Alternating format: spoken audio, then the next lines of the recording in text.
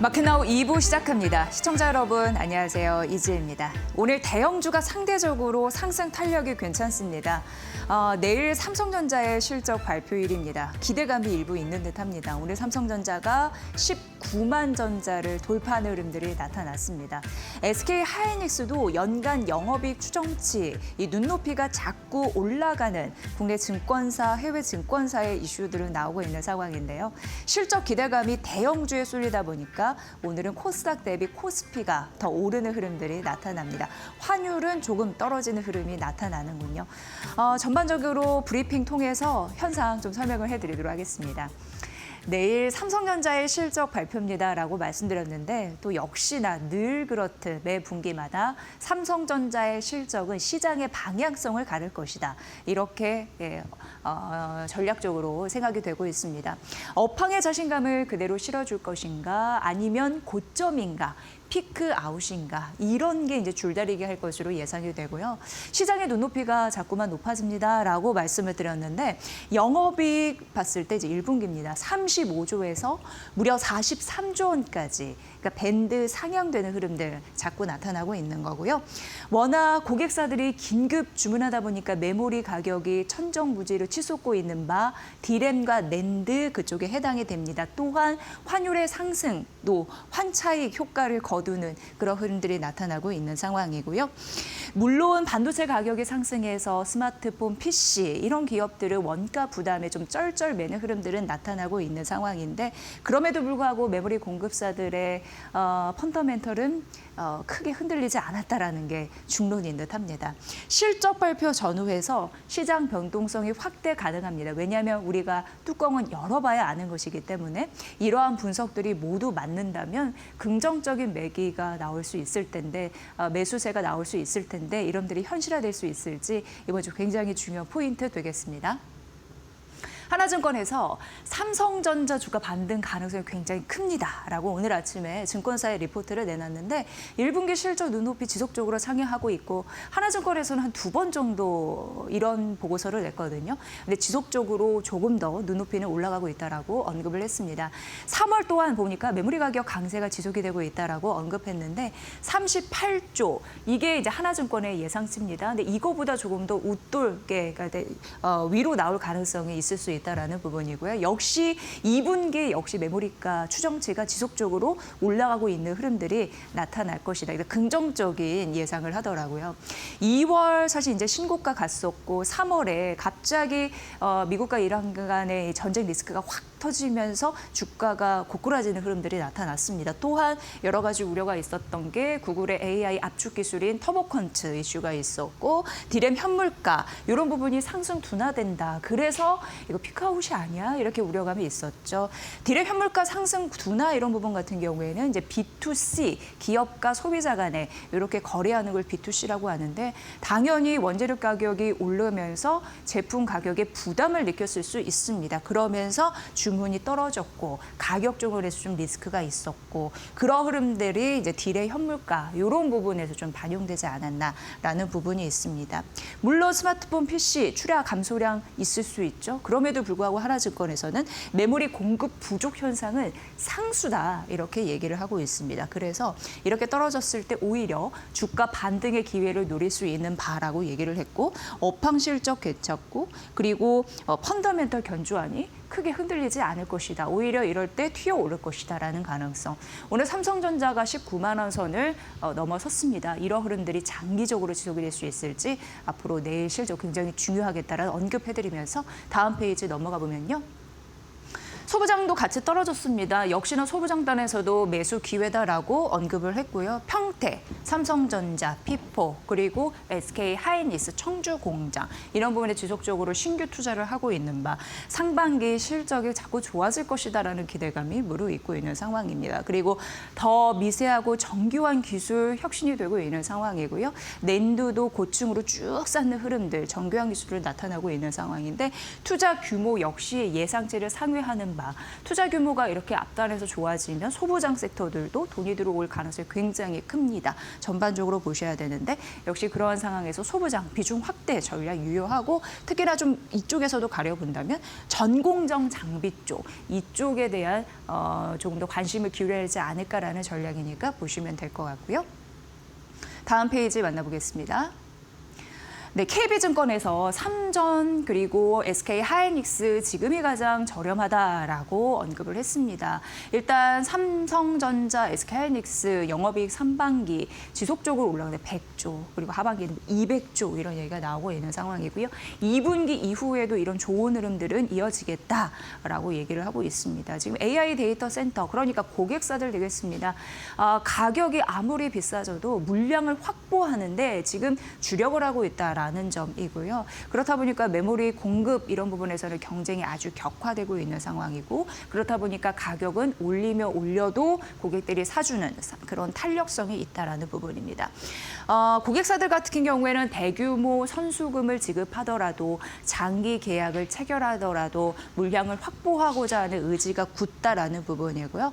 더해서 오늘 아침에 신한증권에서 SK 하이닉스의 목표 주가를 150만 원으로 높여 잡았습니다. 이러면서 영업이익 연간으로 200조 원 이상 날 것이다. 201조 이렇게 예상하기도 했습니다. 이 밖에도 어떠한 증권사가 154만 원 목표 주가 이제 유지하는 흐름들이 있었는데 자꾸만 이란 전쟁 리스크 속에서도 큰 문제 없다고 하면서 외국계 증권사뿐만 아니라 우리나라 증권사 통틀어서 목표 주가 상단이 올라가는 흐름들이 나타나고 있거든요. 이러한 흐름들이 오늘 아침도 삼성전자의 실적 발표 이전에 나타난다는 건 굉장히 유의미한 그런 분석 결과일 것 같고요. SK 하이닉스에서도 앞으로도 초점을 맞추시면서 삼전 닉스를 보시는 그런 방향 중요하지 않을까 싶습니다. 오늘 여러 가지 증권사의 흐름들, 반도체에 쏠리는 시선들 우선 점검을 해봤습니다. 지금 현재 시각 10시 6분 지나고 있는데 잠시 시황 보고 나서 머니코드 이어가겠습니다. 김윤주 캐스터 받아주세요. 네, 오늘 우리 시장 코스피 쪽으로 조금 더 상승 탄력이 강하게 붙고 있습니다. 코스닥은 좀 쉬어가고 있고 코스피 쪽으로 수급이 몰리면서 오늘 시장에서 대형주 위주의 장세가 펼쳐지고 있는데요. 특히나 내일 삼성전자가 잠정 실적을 발표할 예정입니다. 중동발 리스크는 주말 사이에 더욱 불확실성이 가중됐지만 그럼에도 불구하고 오늘 삼성전자와 SK 하이닉스의 영업이익이 또 최고치를 경신할 것이다라는 기대감 속에 대형주 위주의 장세가 상승세가 펼쳐지고 있다라는 점 확인되고 있는데요. 일단 전반적인 시장 상황 트레이딩 뷰를 통해서 만나보시죠. 먼저 코스피 시장입니다. 삼성전자와 SK 하이닉스 현재 시간 기준으로도 상승세 유지하고 있습니다. 삼성전자는 3.54%가량 오르고 있고요. SK 하이닉스도 2% 넘게 함께 발맞춰서 올라줍니다. 일단 삼성전자는 내일 잠정 실적 발표가 예정되어 있는데 연간 영업이익이 이제 300조 원을 넘어설 것이다라는 전망까지 나왔습니다. 저번 주에는 1분기 영업이익 50조 원을 넘어설 것이다라는 리포트까지 나왔는데요. 내일 잠정 실적 어떤 분석이 나올지 이전까지 저희와 함께 전략 잘 챙겨보시면 좋을 것 같고요. 하이닉스 같은 경우에는 MS 구글과 함께 3년 동안의 메모리 장기 공급 계약을 체결 중이다라는 단독 보도가 있었습니다. 이제 장기 공급 계약에 대한 체결까지 보도화가 되면서 삼성전자와 하이닉스 실적이 앞으로 더욱더 탄탄할 것이다. 그러니까 이제 공급망 중심의 재편이 더욱더 가속화가 되고 있다라는 그러한 시각이 나오고 있는 상황이고요. 오늘 삼성전자와 하이닉스 함께 동반 강세입니다.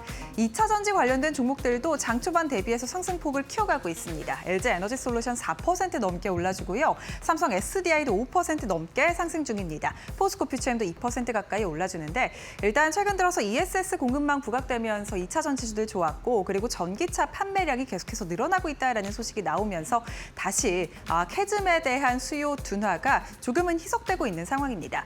고유가 시대가 지금 도래가 했습니다. 서울 평균 휘발유 가격이 1950원 선을 넘어섰다라는 소식까지 나왔는데 이에 따라 테슬라의 국내 판매량이 지금 BMW를 제치고 수입 등록 대수가 1위를 기록했다라는 소식까지 나왔습니다.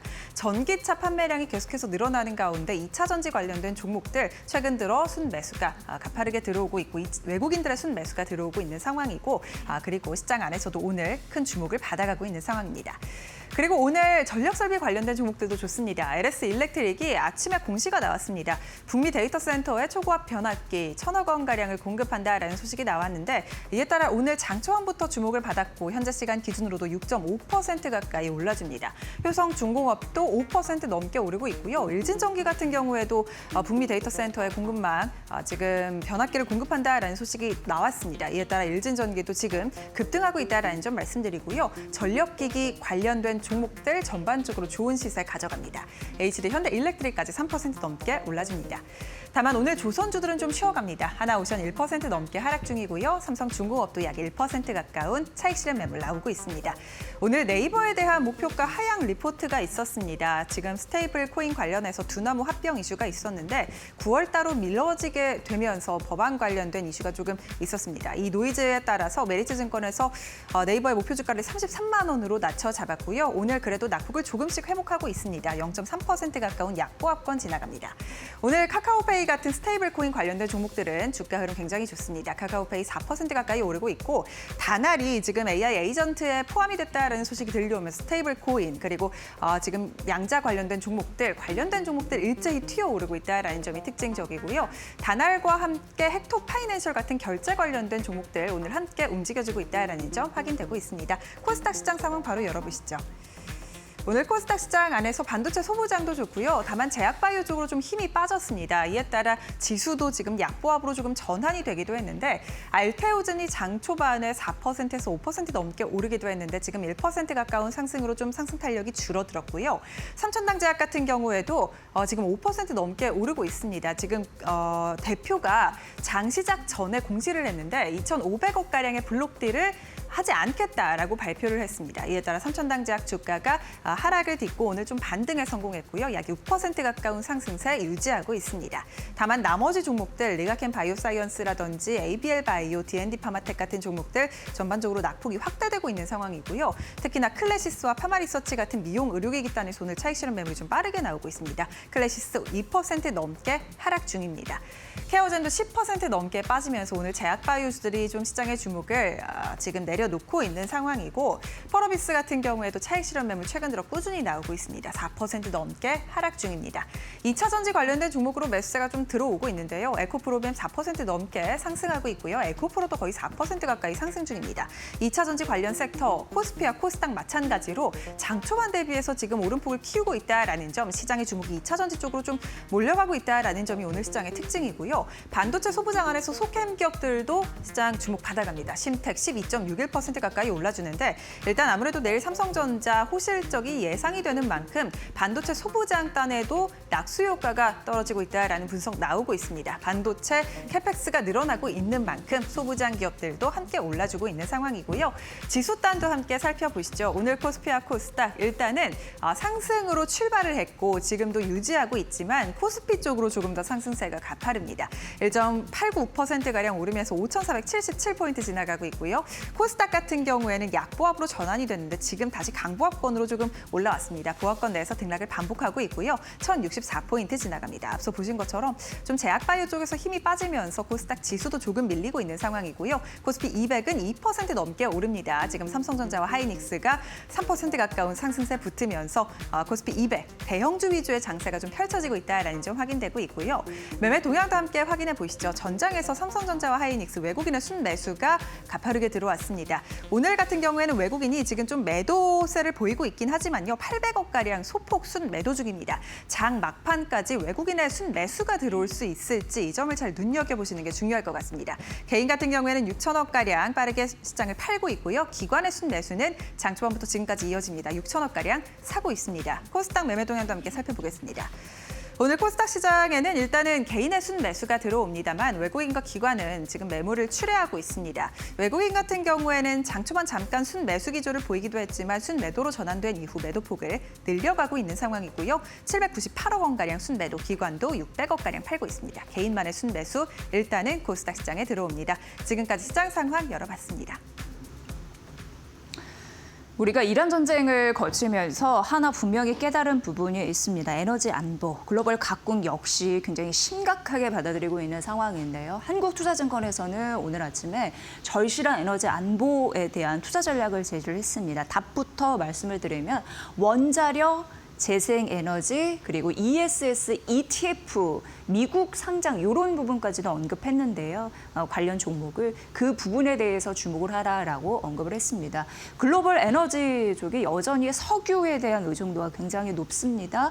약 30% 되고 그 다음이 석탄 28%, 천연가스가 23% 이렇게 되는데 아무래도 물리적으로 운송이 그리고 보관이 가능한 그런 강점이 있기 때문에 그런 부분으로 조금 더 치우치는 흐름들이 나타나고 있습니다. 지금은 화석 연료 이런 부분으로 더 주목받을 가능성이 있고 뭐 석탄으로 돌아가자 혹은 LNG 터미널 더 늘리자 이런 흐름들이 나타나더라도 아무래도 장기적으로는 에너지 전환이 가속화될 가능성이 있다라고 한국투자증권에서는 언급을 했습니다. 그러면서 우리가 살펴볼 게 원전과 재생에너지 섹터다라는 부분이고요. 저희가 방송 중에 지속적으로 원전, 재생에너지 섹터 이런 부분을 많이 언급드린 바가 있습니다. 탈탄소 전환을 위해서 지속적으로 시대적인 흐름상 받아들일 수밖에 없는 그런 공식이 되어가고 있는 상황이고요. 지금 보면은 화석 연료 비중이 높을 수밖에 없습니다. 80%로 예전에 그랬는데 이게 사실 20년대 중반 이후 조금씩 떨어졌거든요. 그러면서 여기에서는 좀 완만하게 뭐랄까요? 30년 이렇게 오르다가 30년 정점을 찍은 후 좀 떨어질 가능성이 있다라고 언급을 했습니다. 결국 지금 역시나 화석연료 조금 더 집중해 볼 수밖에 없지만 장기적으로 봤을 때 에너지 전환된다라고 말씀드렸잖아요. 다음 페이지에서 그럼 앞으로 어떤 점을 봐야 될지 이게 답이 될 것 같습니다. 재생에너지 지금 현재까지도 에너지 구조상 보면은 10% 중반인데요. 이게 40년도에 25%로 튀고 그리고 50년도에 30%로 튀고 그러니까 현재 에너지 구조와 완전 달라지는 흐름들이 나타납니다. 맞바꾼다 약간 그런 느낌이 들고요. AI 성장되면서 전력 수요는 엄청 늘어나는데 그 수요와 맞물려서도 생각을 안 할래야 안 할 수가 없는 섹터다. 이렇게 보여집니다. 지금 호르무즈 여러 가지 해요. 우리나라도 굉장히 극심하게 시달리는 흐름들이 있었는데 호르무즈가 이제 막히고 봉쇄에 대한 두려움을 겪다 보니까 이걸 우회해서 가는 방법을 고려를 하는데 극히 또 제한적입니다. 사우디와 UAE 정도입니다. 그래서 걸프 산유국 같은 경우에는 우회해서 어떻게 수출을 전략적으로 본격화할지 그런 분도 고민이다. 이렇게도 언급이 되고 있는데요.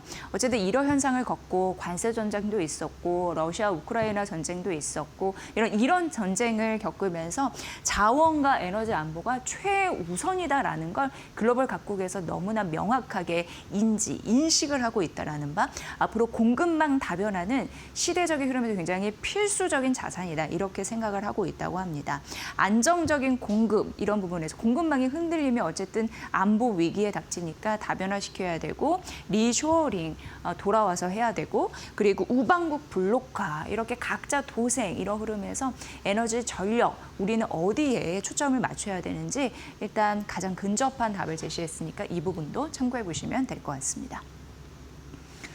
네, DB증권에서 지금 여러 가지 우려감은 있잖아요. 아직 뭐 이번 주 굉장히 또 중요한 고비가 있고 그렇기 때문에 이런 구간에서는 어떤 업종을 매수해야 되는지 그걸 좀 전략적으로 살펴봤고 두 가지 근거에 따라서 제시를 했습니다. 첫 번째는 이벤트 관점입니다.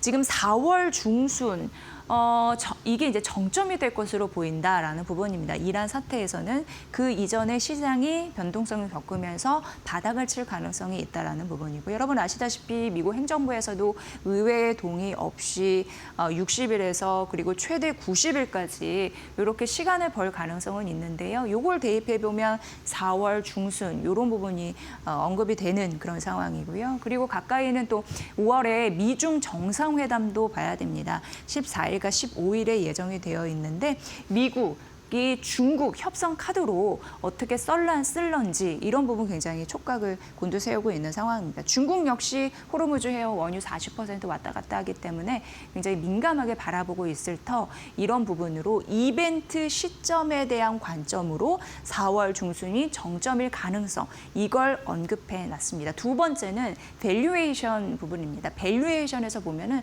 지금 많이 떨어졌습니다. 그래서 현재 시장이 저평가 구간에 진입하고 있다라는 부분이고 그래서 상대적으로 PER 1배 이하인 업종을 선별적으로 접근하라라고 했는데 여기에서 단서가 있습니다. 너무 많이 떨어지면 안 된다고 합니다. 그러니까 이익이 20% 이상 급감했을 때 이런 게 무슨 의미가 있겠습니까? 라고 얘기하면서 상대적으로 PER 1 이하의 업종들 봐라라고 전제 조건을 일단 제시를 했고요. 그런 부분에서 이제 유틸리티, 반도체, 호텔, 레저 서비스, 화장품, 필수 소비재 언급을 했습니다.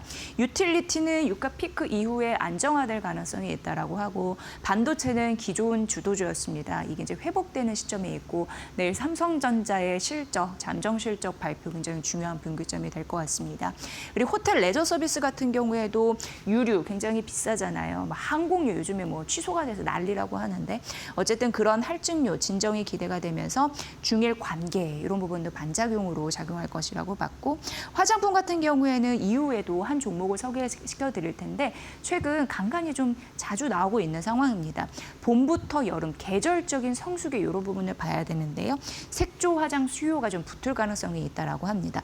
필수 소비재 섹터에서는 매크로 동력 이런 부분이 끌어올릴 수 있다고 하는데 어쨌든 PER 1배 미만의 업종 그리고 종목들 이 안에 힌트가 있을 것으로 보이니까 이러한 종목을 자주 좀 언급해 드리도록 하겠습니다. 골드만삭스에서 K방산을 언급했는데요. 일단 탑픽부터 보면 하나 에어로스페이스, 현대 로템 이렇게 두 종목을 제시를 했습니다. 하나 에어로스페이스는 목표 주가가 183만 원으로 제시를 했네요. 풍산, 특히 이제 탄약 산업 같은 경우에는 그 인수 추진하는 상황에서 기존 지상 방산과 시너지를 낼 가능성 이런 부분이 언급이 되는 거고요. 그리고 탄약용 그리고 그 포탄에 쓰이는 핵심 장치 이런 부분으로 대해서 지금 매출 비중이 높아가고 있는데 그런 부분으로 K방산의 수혜 하나 에어로스페이스가 가져갈 가능성이 있다라고 언급이 됐습니다. 현대 로템 같은 경우에는 한 달간 이렇게 주가 흐름을 보면은 다른 경쟁사 대비해서 더 많이 떨어진 흐름들이 있었습니다.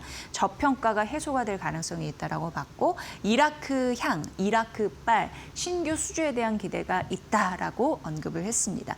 글로벌 분쟁이 지속되다면 K방산에 대한 매력이 더 높아질 수가 있는 상황인데 방산 장비 이런 부분도 더 수급 불균형이 있으면 우리나라 것이 납기도 빠르고 가격도 경쟁력이 있고 그리고 질도 잘 만들어내고 미국 그런 무기 대비해서 굉장히 우호적인 그런 분위기가 많아서 긍정적인 수주가 나오지 않겠느냐 이런 언급들이 다수 있었습니다. 그리고 미국산은 인도가 좀 지연되는 흐름들이 나타나거든요. 대표적으로 스위스 같은 경우에 2022년에 주문한 패트리엇이 있는데 그 시스템이 지금 지연이 되고 있다고 합니다. 인도가 지연되고 있고 계약 취소를 할 건지 이렇게 검토가 되고 있다고 합니다. 이제 패트리엇 같은 경우에는 잘 아시다시피 미국 쪽의 그 방공 시스템이라고 보시면 됩니다. 폴란드 같은 경우에도 자국 방어를 위해서 미국 측의 요청을 받아들이지 않았습니다. 그런 상황에서 미국 같은 경우에는 유럽이 미국을 위해 존재하지 않는데 미국이 왜 유럽을 위해 존재해야 되느냐라고 하면서 나토 탈퇴하고 싶다라는 그 트럼프 대통령의 의중을 지속적으로 언급하고 있는 상황인데요. 그러다 보니까 유럽 입장에서는 미국과 배제하고 우리나라 방산 무기가 훨씬 더 좋은 흐름들이 있으니까 가격이나 납기나 여러 가지 질적에서 더 수주할 가능성이 있다라는 거죠. 그런 부분에서 우리 방산 기업에는 기회가 될 가능성이 있다라고 언급됐습니다. 앞서서 현대 로템이나 하나 에어로스페이스가 주목받는 이유 그리고 골드만삭스에서 제시한 목표가 이런 부분을 한번 비교 분석해 보시기 바랍니다.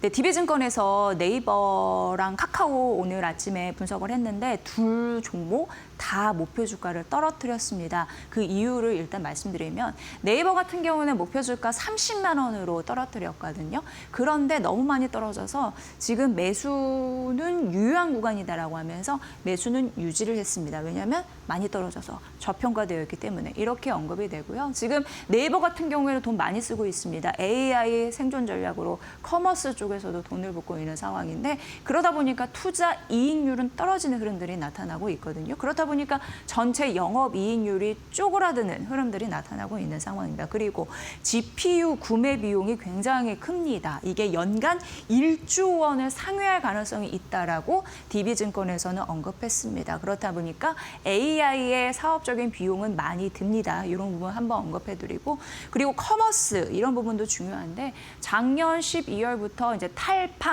쿠팡을 탈퇴하자 이런 부분으로 좀 반사 이익을 얻었는데 이 모멘텀을 지속적으로 쥐고 가고 싶어하는 그런 상황이죠. 그래서 여러 가지 전략적으로 이쪽에 비용을 댈 수밖에 없습니다. 지속적으로 비용, 마케팅 비용 이런 부분이 해당이 되겠죠. 근데 네이버 멤버십 무료 배송이나 반품 서비스를 시작한다 이런 흐름도 있기 때문에 당연히 비용이 많이 들게 됩니다. 그러니까 AI 커머스로 집중하는 바 투자 이익률이 좀 떨어지는 흐름들이 나타납니다. 일단 1분기 영업이익 같은 경우에는 컨센서스 시장이 전망치 이런 부분 좀 부합할 것으로 예상이 되는데 커머스는 괜찮거든요. 커머스 이런 부분은 고성장할 것으로 예상되는데 역시나 마케팅 비용 이런 부분이 조금 많이 쓰면서 이런 부분을 좀 누르지 않을까 비용에 대한 부담이 있지 않을까 이렇게 예상이 되고 있는 상황입니다. 보시고요.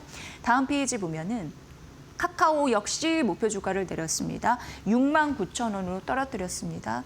카카오는 머니코드에서도 지난주에 말씀드린 바 있는데 이게 좀 지겨운 상황입니다. 그래서 AI 수익화 모델에 대해서 언제쯤 소비자들한테 보여줄 거니 이러한 느낌이 좀 있는 상황이고요. 일단 1분기 영업이익 같은 경우에는 컨센 부합할 것으로 예상이 되는데 광고 커머스는 일단 긍정적. 그런데 문제는 컨텐츠 자회사들이 잘 못하고 있다고 합니다. 게임즈, 피코마, 엔터 이런 부분이 부족하고 부진하다라고 하고요. 카톡은 지속적으로 확장하려고 하거든요. 왜냐하면 AI 에이전트 시대에 이런 부분으로 수익화를 보여줘야지 주가를 올릴 동력이 생기겠죠. 그래서 챗 GPT4 카카오라고 해서 여기에 이제 무신사, 올리브영, 현대백화점, 협력사 조금 더 추가됐거든요. 근데 이게 뭐냐면 여기에서 여러 가지 상품을 추천해 준다고 합니다. 알맞게 이런 흐름들이 잘 이루어질 수 있을지는 보셔야 될 것 같고요. 이렇게 협력사가 늘어나면 추가적으로 이제 카카오 툴즈에 들어가는 거니까 조금 더 추가적으로 고객사들이 더 늘어날 가능성이 있다라고 보여진다라는 부분이고요. 카나나 인카톡 같은 경우에도 에어비앤비와 좀 연계하는 흐름들, 글로벌 고객사들이 조금 더 다각화될 수 있을지 보시고요. AI 수익화 여전히 굉장히 필요한 상황이다. 하지만 지금은 없고 비용은 많이 쓰기 때문에 목표 주가는 떨어뜨린다. 네이버, 카카오 동시에 이런 흐름들을 좀 언급을 했습니다. 오늘 아침에 나온 증권사 리포트였습니다.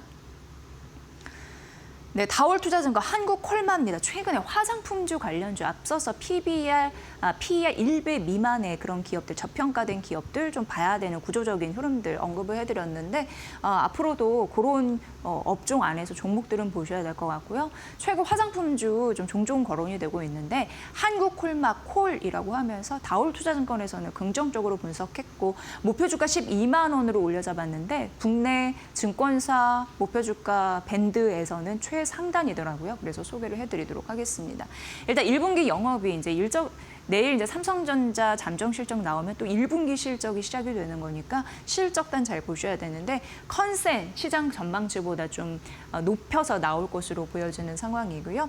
지금 기초 화장품 수출 그런 부분이 잘 되어 있는 상황이고 원래 이제 스킨케어 ODM 그런 최대 수혜주이잖아요. 그래서 그런 부분이 긍정적이고 한국 법인 이런 쪽에서 장사를 잘 해서 견조한 그런 매출을 기록하고 있다라고 보여집니다. 2분기 같은 경우에도 선케어 집중 더워지잖아요. 더워지는데 그러므로 이제 선케어 시즌 돌입하면서 전 분기 이 얘기는 1분기 대비해서 2분기도 더 좋아질 것이다라는 가능성이 언급되고 있고 글로벌 그런 비중으로 봤을 때 매출이 잘 되고 있고 이게 메이드 인 코리아가 찍혀서 나온다고 합니다. 그러면은 그걸 보고 더 긍정적인 승수 효과가 있을 가능성이 있다라고 언급이 되고 있는 겁니다. 인디 브랜드 성장 이런 부분도 다 마찬가지입니다. 다만 OEM 업체 대비해서 이게 판가의 전가가 가능한 OEM 업체에 비해서 ODM 업체 같은 경우에는 원료비 부담에 대한 그런 수익성, 둔화에 대한 우려감이 있습니다. 그런 거는 일단 리스키는 있습니다. 하지만 목표 주가 12만 원 상향한 데에는 어쨌든 긍정적인 계절적인 수요나 그리고 실적에서 보여주는 게 있는 바 앞으로 한국 콜마가 콜이라는 데에 이유가 있다라는 부분이니까 참고해 보시면 될 것 같습니다. 오늘 화장품 관련주까지 말씀드렸습니다.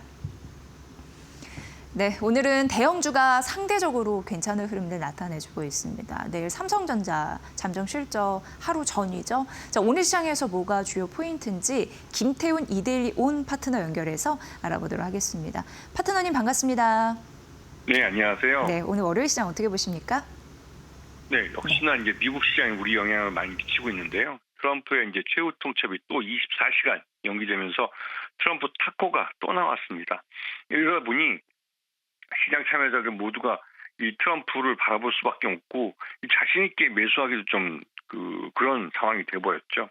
그런데 우리 시장 보시면 아시겠지만 오늘 뭐 대형주도 업종 대표주들 중심으로 많이 오르고 있고요. 삼성전자 같은 경우도 실적이 발표한다고 해서 3% 이상 강세를 나타내고 있습니다. 그러면서도 시장 내에서 많이 눈에 띄는 건 역시 2차전 지수입니다. 지금 고유가에 가장 크게 수혜를 볼 수 있는 데가 어디냐 할 때 태양광과 풍력 같은 신재생 에너지, 즉 에너지 대전환의 시대에 맞게 이런 종목들이 먼저 치고 나왔고요.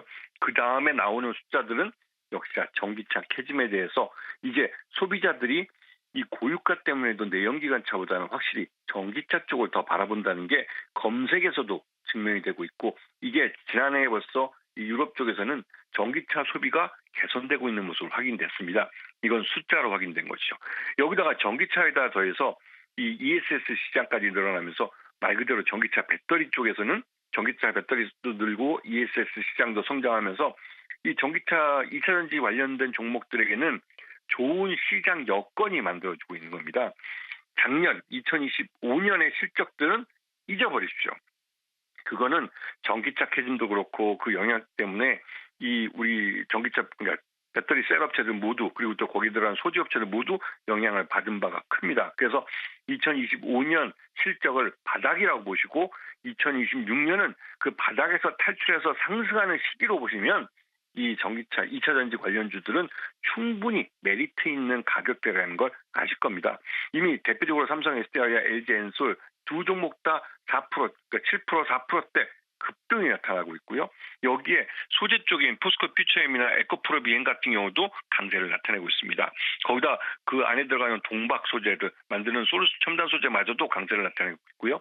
2차전지 종목들은 대부분이 모두 강세를 나타내면서 이제 상승세를 타고 있는데 예전 로봇주가 기대감만으로 지난 하반기 때 큰 시세를 낸 것처럼 지금 2차전지들도 바닥을 탈출해서 올라가는 모습을 보이면서 큰 시세를 낼 수 있는 그 초입에 와 있습니다. 자신 있게 포트폴리오에 담으셔도 되는 때이고요. 그리고 지금 보시게 되면 이 원전주 같은 경우도 매수세가 살아있는 모습인데요.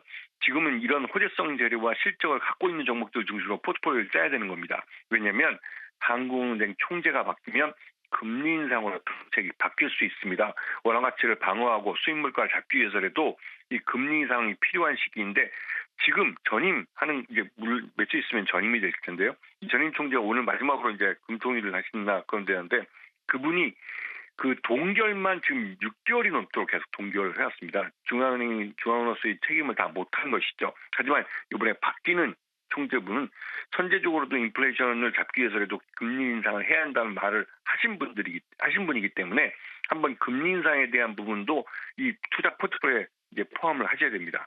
그러면서 이제는 반대로 이 국제유가가 오르면서 피해를 보는 종목들 대표적으로 항공유죠. 항공주들은 항공유가 오르면서 유류 할증료가 이번 4월달 들어와서 거의 4배가 올라버렸습니다. 그리고 한번 올라버린 유류 할증들은 최소 못해서 3개월에서 6개월, 즉 2분기 동안 영향을 미칩니다. 그렇게 되면 우리나라를 방문하는 외국인 수가 예전에 목표치로 세웠던 2,100만 명보다 못할 수 있는 위험성이 커진 거죠. 항공주들이 외국인 관광객들을 많이 실어오지 않으면 호텔주들도 힘들고 또 소비를 하는 이 화장품주들도 좀 어려워집니다. 그렇기 때문에 이런 것들 이 중국인 뭐 소비주들이나 이제 중국 소비주라고 부르는 이런 종목들을 연장선상에서 보셔야 됩니다. 이제는 실적과 재료를 갖고 있는 종목들을 중심으로 포트폴리오를 재편해야 될 그런 타이밍입니다. 네, 어느새 또 실적 시즌이 다가왔습니다. 실적 굉장히 중요하게 언급해 주시는데 그러면은 오늘 관심주 어떤 종목을 들여다보면 좋을까요? 네, 네. 아까 말씀드렸던 2차 전지 중에 이 2차 전지들은 전기차 캐짐에서 벗어나면서 모두 바닥을 치고 올라오는 섹터입니다. 삼성 SDI하고 LG 엔솔의 주가 역전을 지난 몇 개월 동안 지금 지켜보셨습니다. 이 2차 전지 대장주인 LG 엔솔이 주가도 가장 높았지만 삼성 SDI에게 역전을 당했죠. 그러면서 LG 엔솔이 국내에서 LF 배터리 양산을 시작했고 미국에서도 ESS용으로 LF 배터리를 생산하는 공장 라인을 깔고 있습니다. 그렇게 되면 LFP 이 시장에서 중국이 전 세계 시장을 이 배터리 시장을 주도해왔지만 이 시장을 우리 한국 배터리 셋업체들이 잠식해 들어갈 겁니다. 이 삼성 SDI도 그렇고 LG 엔솔도 그렇고 지금 실적이 가장 바닥에서 이제 올라오기 시작하는 겁니다. 그렇기 때문에 적자에서 흑자로 돌아서고 그 흑자로 돌아섰을 때 주가도 얼마만큼 반영될지 플러스 알파를 가늠하기는 좀 어려운 시기이긴 하지만 확실히 바닥은 쳤다고 생각되는 부분이기 때문에 LG 에너지솔루션이 다시 삼성 SDI 주가를 역전을 할지 이런 부분을 지켜보시면서 투자를 하시면 그 보는 재미도 있는 그런 시장입니다. LG 엔솔 이제 다시 왕이 돌아오고 있습니다. 시장의 편안한 선택지가 될 수 있을까요? LG 에너지 솔루션 오늘의 관심주로 말씀해 주셨습니다. 잘 들었습니다. 네, 감사합니다. 네, 김태훈 이들리온 파트너였습니다. 잠시 후에 저희가 여러분 궁금해하시는 제약바이오주 전략에 대해서 살펴드리겠습니다. 삼청당 제약뿐만 아니라 굉장히 화제의 중심에 있는 종목들이 상당합니다. 기대해 주시고요. 다음 코너에서 이어집니다. 잠시만요.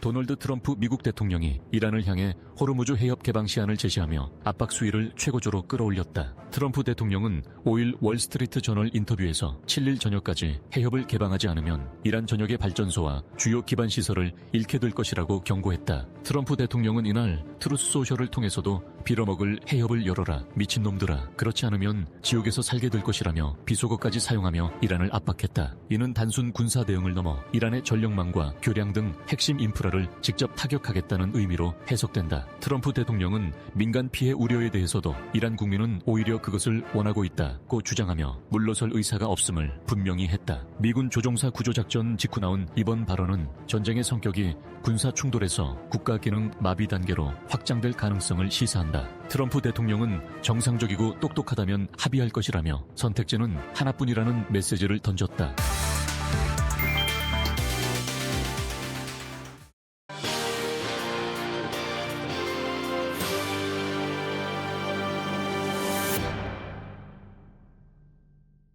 네, 오늘 제약바이오 산업, 삼청단 제약 비롯해서 궁금한 점 많으시죠? 오늘 전격 분석해드리도록 하겠습니다.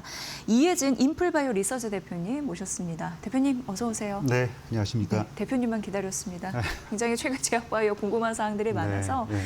첫 번째는 삼청단 제약인데 뭐 일주일 만에 각종 의혹에 휘말리면서 주가가 반토막 났고 네. 시가총액 1위에서 어느 정도 등극했다가 다시금 떨어지는 흐름들이 네. 있었고 오늘은 또 블록딜 2,500억 원 철회하겠다라고 하면서 주가는 반등하는데 한 5% 정도. 네. 얼마만큼 영향력이 있을지는 모르겠습니다. 대표님 보시기에는 어떻습니까? 1년에 이 사태가? 네. 예. 아, 네. 이제 삼천당 제약이라는 이제 회사에 대해서는 시장에서 관심이 계속 있어 왔던 종목이죠. 그런데 원래는 이제 그 저만제 안과 이제 부문에서 성장을 했던 기업이고요. 최근에 굉장히 핫한 분야죠. 뭐 바이오 시밀러라든가 아니면 경구용 이제 위고비, 예. 제네릭 분야 그리고 경구용 인슐린 이렇게 시장에서 정말 관심이 집중되는 분야에서 이제 그 새롭게 기술 개발하고 상업화하겠다 이런 비전을 제시하면서 주가가 급등했습니다. 그리고 실질적으로 계약을 체결하면서 야, 이게 실질적으로 되는 게 아니냐, 가시화되는 거 아니냐 이런 생각이 이제 다 가질 수밖에 없었던 상황이라고 생각을 하고요. 그 와중에 대주주 주식 매도 고점 부분에서 매도하는 그런 사인이 나왔었고, 두 번째는 이 공정 공시되는 부분하고 그다음에 언론에서 보도되는 부분하고 괴리가 있는 거 아니냐. 그러다 보니까 약간 부풀리기 아니냐 이런 의혹도 제기됐습니다. 그래서 뭐 주가가 20만 원에서 120만 원까지 갔다가 다시 60만 원대까지 하락하는 그런 큰 변동성을 보였다라고 정리할 수 있습니다. 네.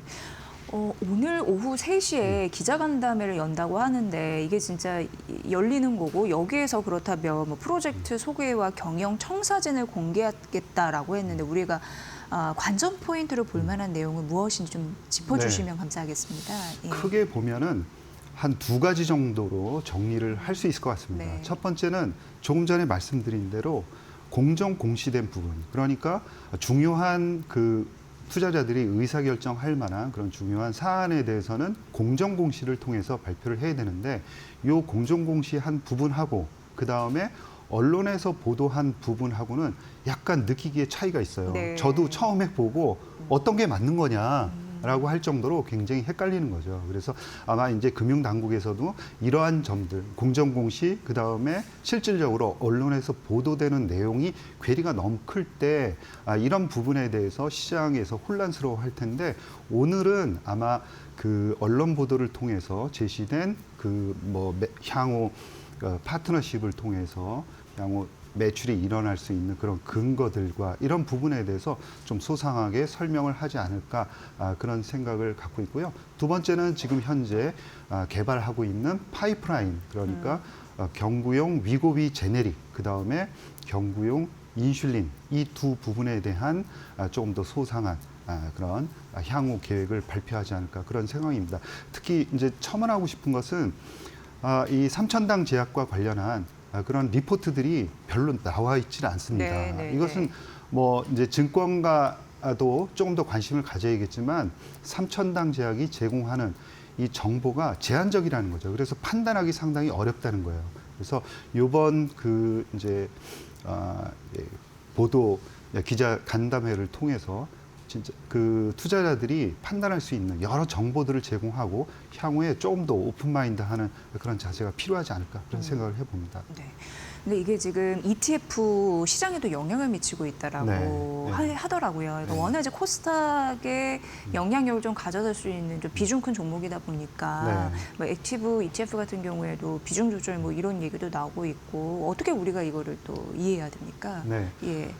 사실 ETF는 운용사가 운용을 하는 거고 그다음에 운용과 관련한 것은 전적으로 운용사의 권한입니다. 권한이면서 책임이 되겠죠. 그래서 요번에 저도 이제 쭉 살펴보니까 의미 있게 이 삼천당 제약을 편입한 그런 액티브 ETF들도 굉장히 많습니다. 그래서 이제 이제 종목을 사고 팔고 하는 이 부분에 있어서는 이제 증권사의 권한이, 그 운용사의 권한이다.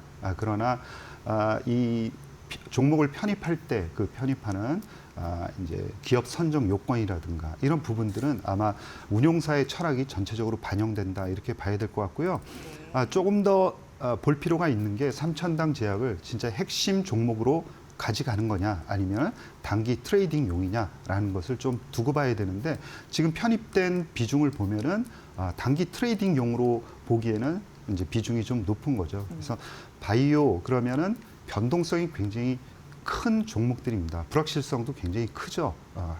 그러나 가장 중요한 것은 바이오에 있어서 이제 기술 경쟁력이 특히 중요합니다. 그러니까 매니저들은 이 기술 경쟁력을 판단할 수 있는 근거들을 많이 모았느냐, 확실히 근거를 확보했느냐, 이것에 따라서 편입 비중을 조절해야 되지 않을까, 그런 말씀은 드리고 싶습니다. 네.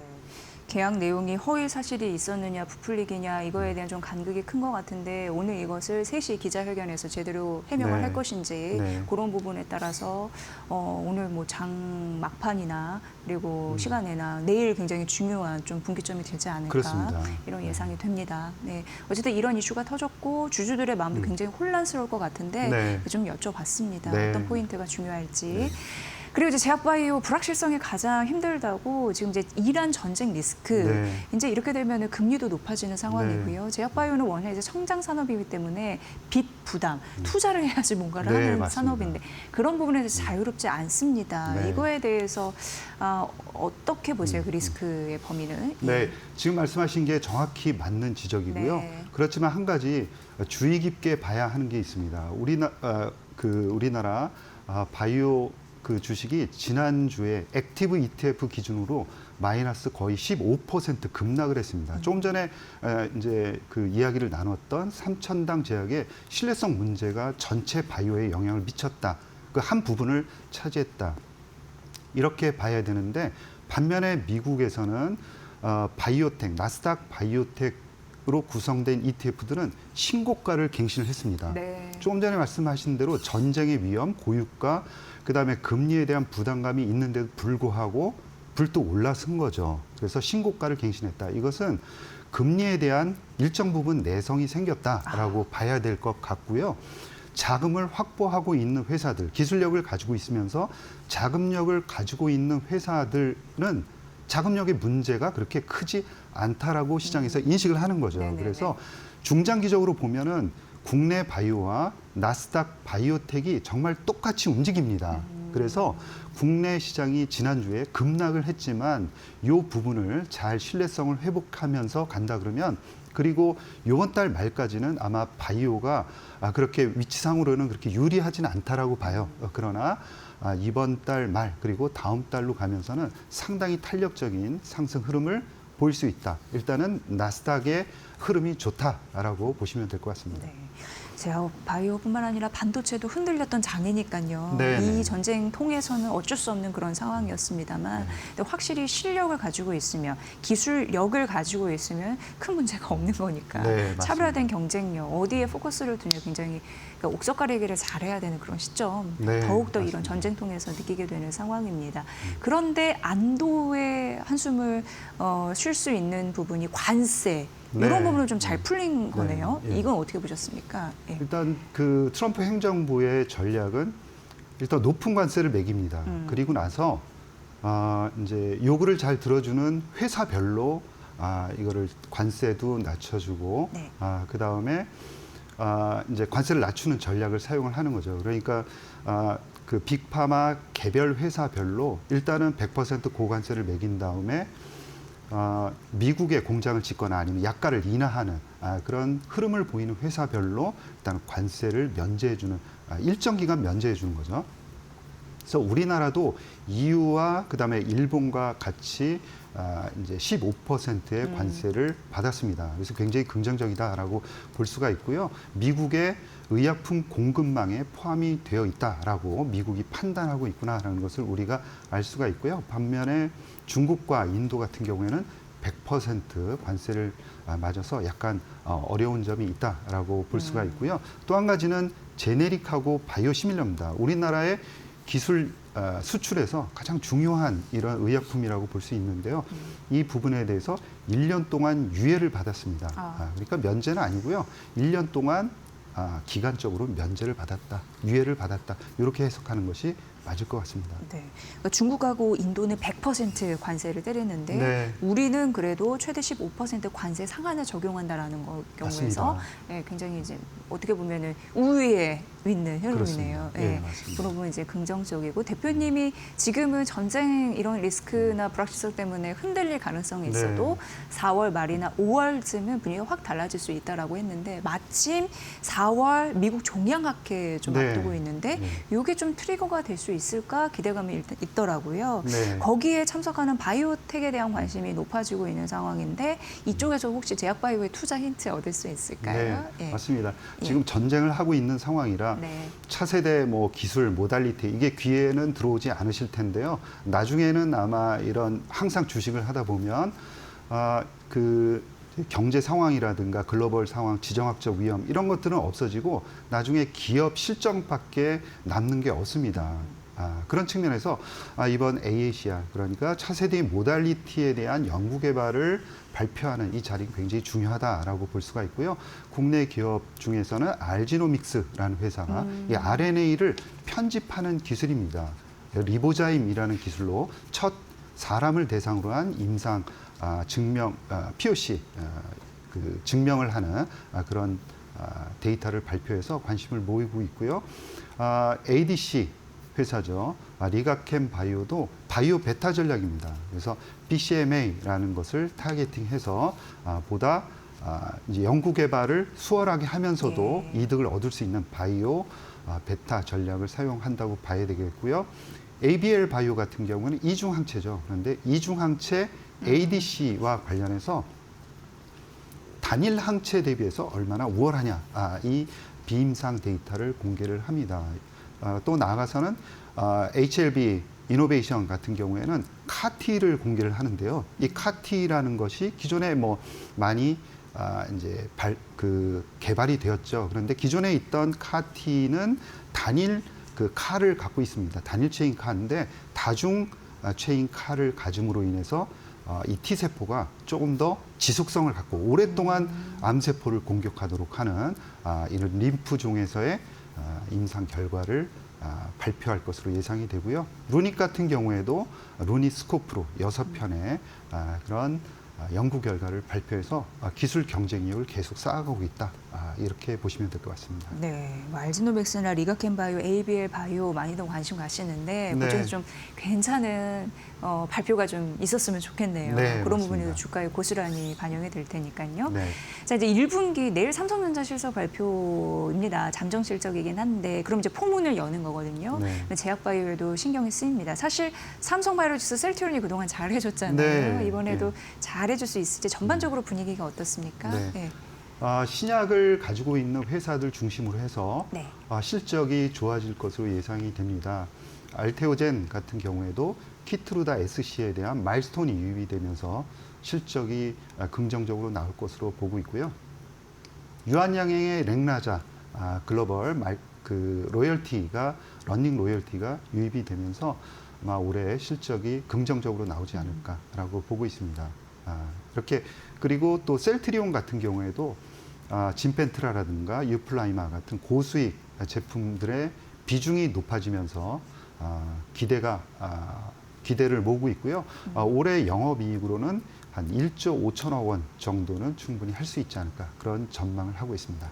네, 지금 바이오텍 투자에 있어서 굉장히 중요한 거는 좋은 기술을 알아보는 안목도 중요하고 사실 빅파마가 가장 지금 필요로 하는 자산을 갖고 있는 기업이 어디일까 이걸 찾는 것도 굉장히 중요하고 그런 부분에서 혹시 탑픽이라고 해야 될까요? 네. 관심 있게 바라보는 기업, 우리가 좀 주목해야 될 기업이 있다면 소개를 좀 부탁드리겠습니다. 네. 그 빅파마들이 관심을 가질 만한 그런 트렌드를 우리가 계속 팔로우하는 게 대단히 중요하다라고 생각을 하고요.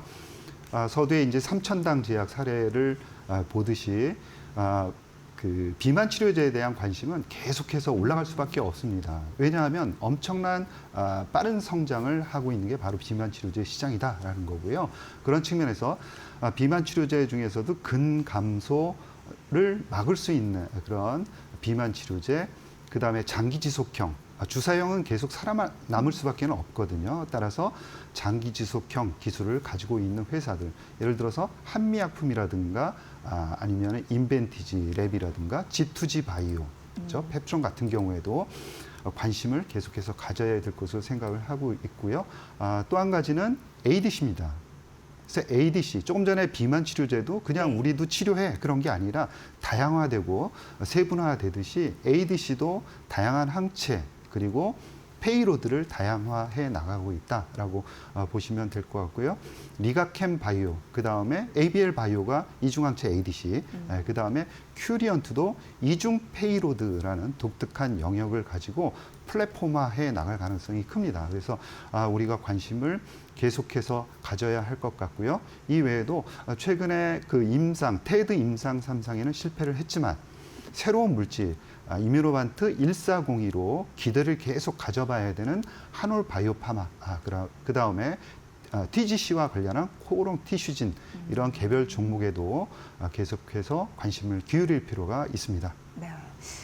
어떻게 보면은 전문적인 부분을 이해하기 좀 어려운 게 제약바이오인데 이혜진 대표님 너무 설명 잘해주시니까 시청자분들 좋아하시더라고요. 앞으로 주기적으로 나오셔서 제약바이오 좀 잘 부탁드리도록 네, 하겠습니다. 알겠습니다. 네, 좋은 성과가 이제 거친 파도를 지나고 나서 4월 말, 5월 초에 좀 잘 열렸으면 좋겠습니다. 네, 맞습니다. 네. 이혜진 인플바이오 리서치 대표님의 분석으로 들으셨습니다. 고맙습니다, 대표님. 네, 고맙습니다. 네.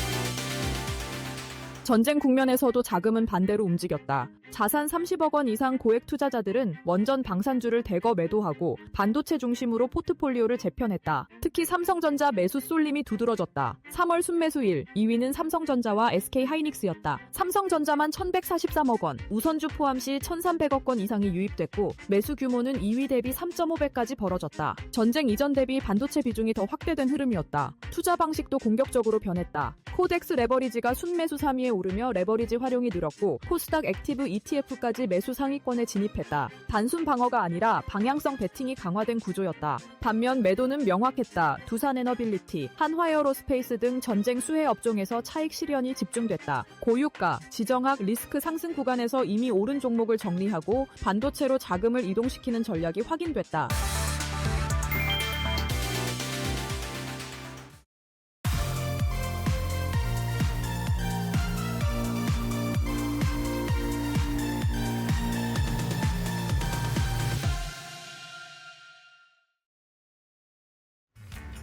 트렌드를 보면 돈이 보인다. 안녕하세요. 마켓나우 트렌드 속으로 김수현입니다. 오늘은 주류 트렌드를 가지고 와봤습니다. 요즘 술 시장 분위기가 확실히 달라졌죠. 한때는 홈술, 하이볼 열풍으로 살아나는 듯 했지만 지금은 다시 꺾이고 있습니다.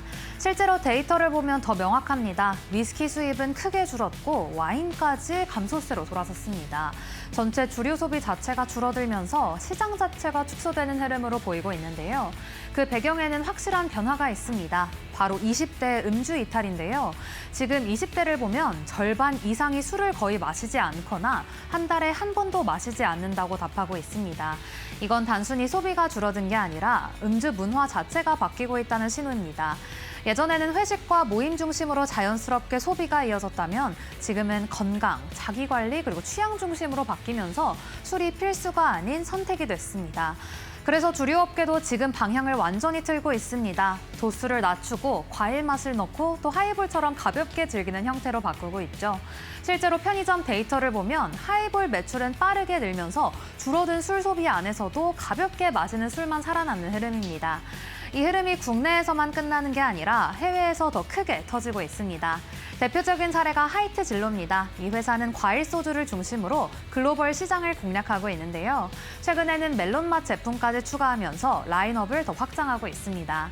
여기서 중요한 건 단순 신제품이 아니라 글로벌에서 먹히는 술의 형태를 이미 찾았다는 점입니다. 과일 소주 수출이 1억 달러를 넘었고 이 카테고리가 해외에서 하나의 트렌드로 자리 잡고 있는 상황입니다. 즉 국내에서는 술을 덜 마시지만 해외에서는 가볍고 달콤한 K소주가 새로운 소비를 만들고 줄어들고 있는 구조입니다.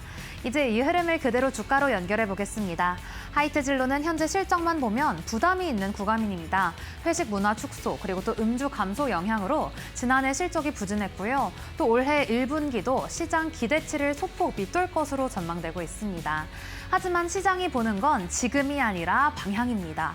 이 회사는 업계 1위 점유율을 기반으로 소주 부문 매출을 안정적으로 방어하고 있고 또 비수도권 점유율이 올라가면서 바닥이 단단해지고 있습니다.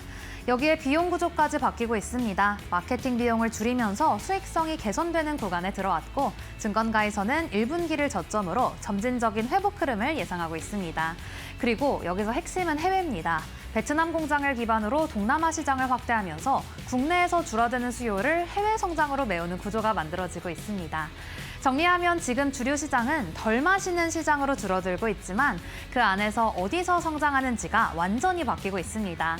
그리고 하이트 진로는 국내에서는 점유율로 버티고 해외에서는 과일 수주로 성장하는 구조를 동시에 가져가고 있는 기업입니다. 이처럼 지금은 술이 안 팔리는 시대가 아니라 다르게 팔리는 시대입니다. 이 변화의 방향을 먼저 잡은 기업이 결국 다음 흐름을 가져갈 것으로 보입니다. 어떤 기업이 주도를 하게 될지 주목해 보시면서 저는 내일 또 재밌는 트렌드로 돌아올게요. 안녕.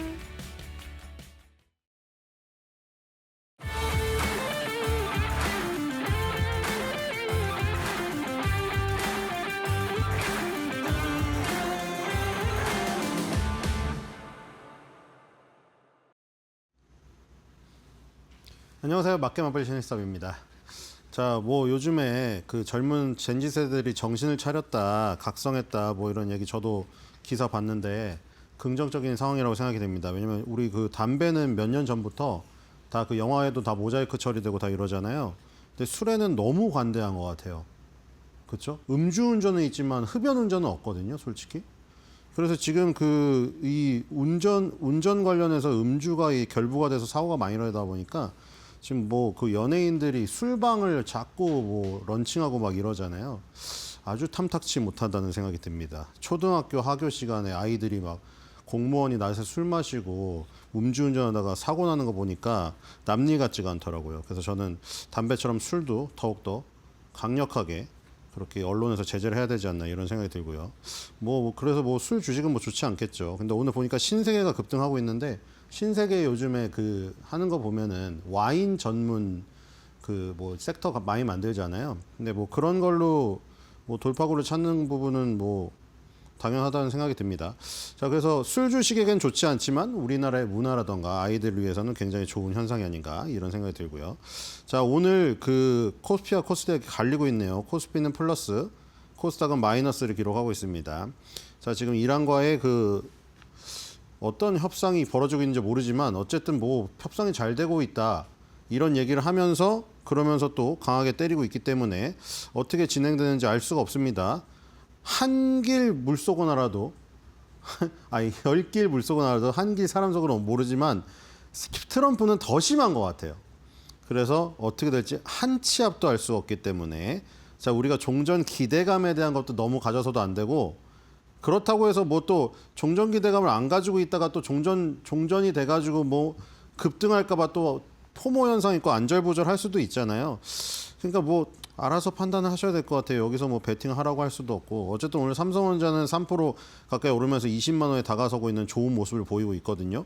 자, 반면에 방산주가 조금 빠지는 거 보니까 약간 방산주가 불리한 상황이 진행이 되나?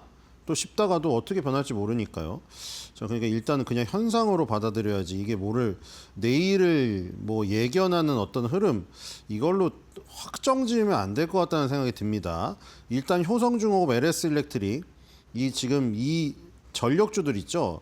전력주들이 지금 초강세를 보이고 있거든요. 뭐 원래 전력주들이야 좋았지만 좀 오늘 또 좋습니다. 자, 그리고 오늘 하려는 지금 삼성 E&A도 지금 전력에 관련되어 있거든요. 자, 삼성 E&A 보겠습니다. 삼성 E&A가 익숙치 않지만 왜냐하면 삼성 엔지니어링에서 이름이 바뀌었기 때문이죠. 우리는 삼성 엔지니어링을 좀 더 잘 알고 있죠.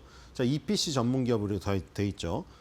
이게 지금 그 조달, 설계, 시공을 다 하는 통합으로 원스톱으로 해주는 회사죠. 1970년대 설립됐고 석유, 가스 처리, 정유, 석유화학, 그린 솔루션을 담당하는 화학 부문이 있고요. 산업시설, 환경, 바이오 플랜트라는 비화학 부문으로 나눠져 있습니다. 글로벌 EPC 스페셜 리스트라고 되어 있죠. 여러분들도 아시는 뭐 유명한 해외 건물들, 삼성 엔지니어링 아니면 삼성물산이 만든 것들 많이 있죠. 자, 그리고 연결기준 매출액은 15.1% 빠졌고 영업이익도 23.8% 빠졌고 당기순이익 32.4% 빠졌고 실적이 좋지가 않네요. 보니까 화학 및 비화학 부문이 전체 매출 감소로 인해서 실적이 악화됐다. 이렇게 되어 있습니다. 미래 전략은 지금 결국 저기 관련되어 있죠. 에너지에 저기도 중동 산유국의 지금 그 투자 확대. 그러니까 삼성 엔지니어링하고 삼성물산은 약간 예전부터 삼성 엔지니어링이 해외 쪽이고 삼성물산이 국내.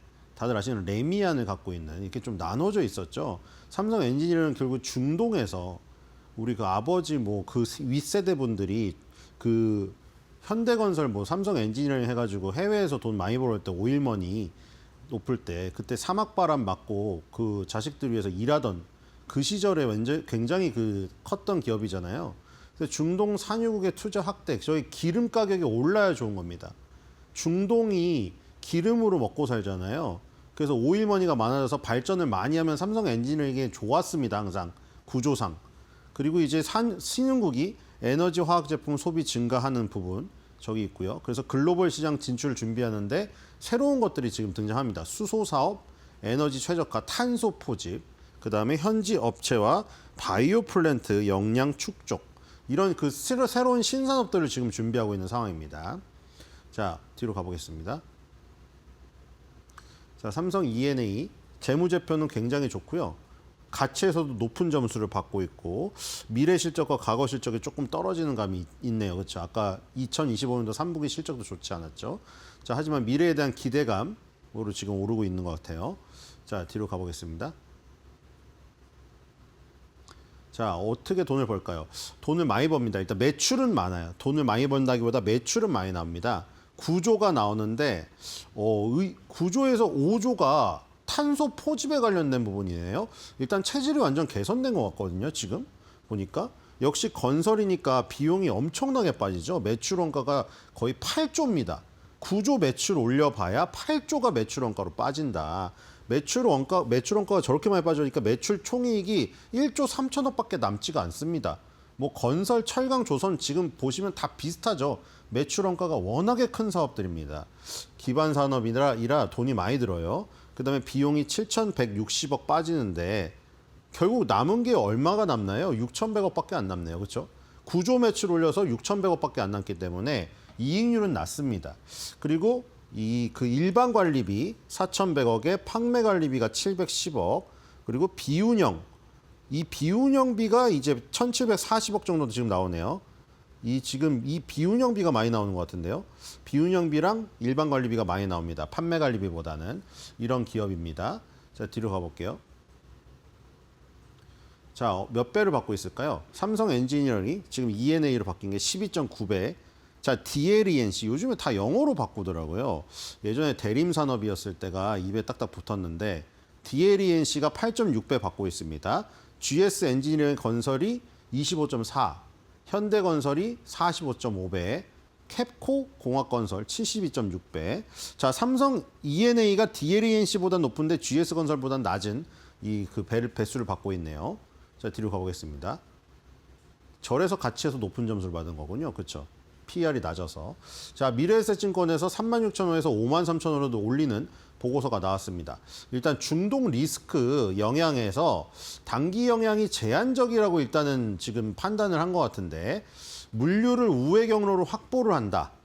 뭐 저렇게 되어 있는데 뭐 좀 긍정적으로 얘기를 한 것 같아요. 자, 그리고 현장 차질은 보니까 바레인 밥코 최종 단계 제외하고는 지금 인력 철수가 없다고 합니다. 일단 왜냐하면 삼성 엔지니어링 E&A가 걱정됐던 게 중동에 많이 나가 있잖아요. 그래서 그 부분이 걱정이 됐는데 일단 바레인 부분 빼고는 인력 철수가 없다고 합니다. 자, 그래서 에너지 사업 확대가 긍정적이다. 이게 신재생 에너지 쪽으로 지금 확대하고 있잖아요. 그리고 이제 기존 플랜트 EPC가 화공, 비화공, 뉴 에너지 이렇게 지금 나눠지면서 포트폴리오가 확대되고 있다. 자, 그다음에 삼성전자와 삼성바이오로직스 그룹 사이 큰 기업들이 있기 때문에 그룹사의 발주가 재개되고 글로벌 에너지 사업 영역이 확대된다. 이래서 투자 의견 매수로 목표 주가 상향했습니다. 자, 커뮤니티 보겠습니다. 자, 커뮤니티 얼마나 좋아? 네, 장혁 씨죠. 좋은가 봅니다, 지금. 30, 31에서 물렸던 지난 날들, 종목 하나만 보고 버텼던 날들 다들 축하드립니다. 저도 플러스 30% 넘었어요. 오, 대단하네요. 그렇죠? 자, 전군 진격하라. 외노자 다시 투입. 외국인을 외노자로 하는 건 좀 그렇지 않나요? 자, 하여튼 외국인이 지금 매수가 들어오고 있는 상황입니다. 자, 삼성 E&A 나쁘지 않네요. 최근에 현대건설도 그렇고 지금 대우건설이었나요? 건설주가 지금 괜찮았거든요. 왜냐하면 종전 기대감 때문에 건설주, 특히 그 중동 쪽에 건설하는 업체들이 좋았어요. 근데 방산하고 지금 건설이 같이 움직이고 있기 때문에 그렇죠? 양쪽으로 나눠서 베팅하는 것 같죠. 지금 종전이 될지 계속 전쟁이 될지 지금 애매한 부분이니까 건설 방산에 동시에 지금 외국인이 투입하고 있는 게 아닌가 이런 생각이 듭니다. 자, 코스닥 보겠습니다. 코스닥은 지금 1위부터 5위는 플러스를 기록을 하고 있네요. 근데 이제 지수가 마이너스입니다. 그렇죠? 총 1위부터 5위까지 플러스인데도 지수가 마이너스라는 거는 코스닥이 그만큼 분산이 많이 되어 있다는 거죠. 자, 지금 상승률 상위의 코스닥을 한번 보면요. 지금 오늘 할 다날이 지금 상한가에 진입을 해 있거든요. 그 다음에 CS가 또 상한가고 지금 이 다날하고 CS, 지금 이 광통신하고 6G 뭐 이런 것에 관련된 종목들이거든요. 지금 이게 지금 그 우리로라던가 대한광통신 이런 업체가 강하게 달리다가 오늘 저쪽 종목으로 지금 옮겨 붙은 것 같아요. 그렇죠? 코스닥에도 2위에 광전자라는 업체가 또 상한가를 갔거든요. 지금 빛광자 들어간 것들이 지금 상당히 강해요. 요즘에. 그렇죠? 빛광자 들어간 것들이 강하고 다날이 지금 상한가를 가면서 지금 다시 한번 7,800원, 8,000원에 다가선 모습입니다. 자, 다날 보겠습니다. 다날은 사실 조금 뭐라 그럴까? 되게 터줏대감이죠. 다날은 주식 오래 하신 분들은 다날 되게 오래된 기업이잖아요, 이거. 그렇죠? 다날이 1997년도에 설립됐고 2000년대 최초로 모바일 결제 솔루션을 개발했습니다. 우리가 모바일 결제할 때 다날을 많이 이용하거든요. 직접적으로 다날이라고 표시가 안 돼서 그렇지 대부분 다 다날을 이용했습니다. 자, 그리고 계열사들이 많이 있네요. 계열사들이 여러 가지 있고 삼성, 월렛 및 글로벌 결제사 파트너십 강화를 하고 있다. 자, 이것도 실적이 좀 좋지가 않네요. 매출액이 17.1% 감소, 영업이익은 28.5% 감소, 당기 순손실은 와, 저 뭡니까? 1627.5% 증가. 지금 기업이 안 좋아요, 좀.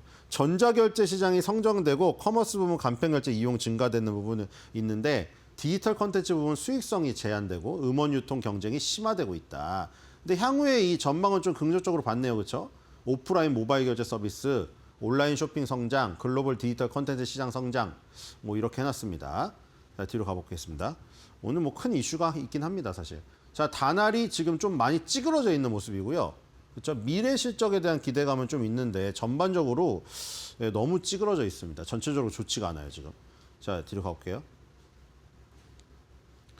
자, 이거는 뭐 분야별로는 안 나오고 전체적인 흐름만 나와 있네요. 2,250억을 벌어서 그렇죠. 이게 매출 원가가 4조. 자, 지금 아까 전에 본 삼성 E&A랑은 완전 딴판이죠. 삼성 E&A는 거의 매출 원가로 다 빠져나가죠. 지금 이런 다날 같은 기업은 매출 원가가 적습니다. 2,250억을 벌어가지고 48억밖에 안 나가요. 그래서 그대로 거의 남죠. 2,250억 매출에 매출 총 이익이 2,200억. 거의 그대로 남습니다. 자, 근데 여기까지는 좋았는데 여기 이미 보니까 이미 마이너스예요. 그렇죠? 빨간색이잖아요. 적자예요. PR이 산정이 안 되겠죠, 얘도. 자, 이제 2,200억에서 2,800억. 비용이 더 많이 빠졌잖아요. 마이너스가 돼버린 거죠, 지금. 자, 660억이 일반 관리비. 이게 지금 막대 그래프만 딱 봐도 안 돼. 이게 지금 판매 관리비에 지금 어마어마하게 쏟고 있네요, 이게. 1,500억을 쏟고 있는데 대부분 판매 관리비로 나갑니다. 아까 전에 뭐 음원 수입 거기 뭐 경쟁이 치열해졌다고 하는데 그래서 결국에는 거기서 이제 경쟁에서 이기려고 판관비를 엄청나게 쏟아부으면서 출혈 경쟁을 지금 하고 있는 모습이네요. 결국 그래서 적자가 630억이 났습니다. 2,200억을 벌었는데 손해 지는 거는 한 푼도 없고 오히려 돈을 더 내버렸죠. 630억을. 자, 아주 좋지가 않은 적자 기업입니다. 지금.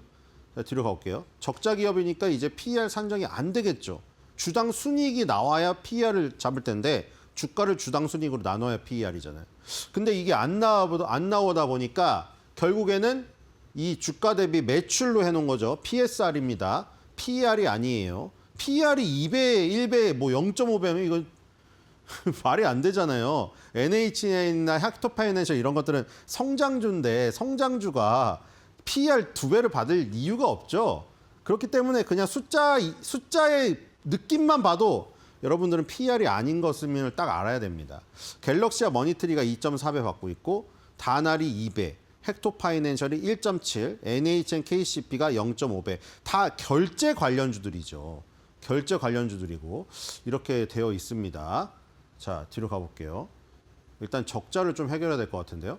자, 오늘 이제 적자 기업인데 오늘은 그럼 도대체 왜 상한가를 갔냐? 저는 적자 기업이. 오늘 뭔가 되게 유명한 회사들이 다 붙었어요. 구글, 오픈 AI 막 이런 게 나오거든요. 보니까 AAIF라는 게 나왔는데 보니까 AAIF가 뭐였냐면은 AI Alliance for Interoperable Foundations. 여기에 가입 및 글로벌 협력을 했다. 이 뉴스가 나왔는데 보니까 저기 AAIF 글로벌 컨소시엄이라는 곳에 그냥 이름만 대면 아는 애들이 다 있네요. 그렇죠? 저 오픈 AI 있고 오픈 AI가 조금 요즘에 좀 그쵸? 힘들어지죠 조금. 엔트로픽이 떠오르고 있고 서클, 구글, 마이크로소프트, 아마존 이런 회사들이 있는데 글로벌 AI 빅테크와 협력을 한다. 그래서 뭐 하냐면은 상호 운용 가능한 결제 시스템을 구축하겠다. 다날의 그 주특기가 그거잖아요. 결제 시스템. 결제 기술 표준화 주도. AI 에이전트 핵심이 결제 기술 표준 개발에 참여한다. 이게 옛날에 그 다날이 운영하는 그 코인도 있었는데요. 지금 코인 이름이 기억 안 나는데 그 코인이 결제하려고 하면 가격이 막 변동돼가지고 결제를 제대로 햄버거 집에 가서 결제를 하려고 하는데 그 코인은 계속 움직이고 있잖아요. 그래서 이제 나온 게 요즘에 스테이블 코인이라고 좀 변동성이 적은 그게 나온다고 하는 건데 다날도 코인이 있었습니다. 실제 데이터 및 사례 기여 그래가지고 결제 산업의 현장 데이터와 사례를 오픈 표준에 반영한다. 그래서 이제 글로벌 AI 생태계의 선두주자 도약 뭐 이렇게까지 나와 있는데 어쨌든 AIIF라는 게 묻어가지고 다날이 오늘 상한가를 갔습니다. 근데 이제 이게 지속이 되려면 아까 말한 그 적자가 해결이 돼야겠죠. 일단 적자가 지금 해결이 안 되고 있어요. 자, 커뮤니티 보겠습니다. 자, 이분이 이제 보니까 이건 기사가 아닌 것 같고 LLM에 물어본 것 같죠. 딱 느낌이 맞죠. LLM에 물어봐서 정리해준 그 약간 저기예요. 답변 스타일이에요 지금. 기사에나 이분이 기사를 첨부한 거겠죠. 기사를 첨부하고 이걸 정리해달라고 했거나 물어봤을 거예요.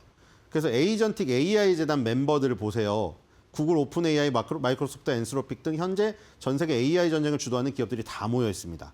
다날이 여기에 한국 기업 최초로 이름을 올렸다는 건 글로벌 AI 생태계에서 다날의 결제 기술이 국제 표준으로 인정받았다는 겁니다. 360조 시장의 문지기 역할.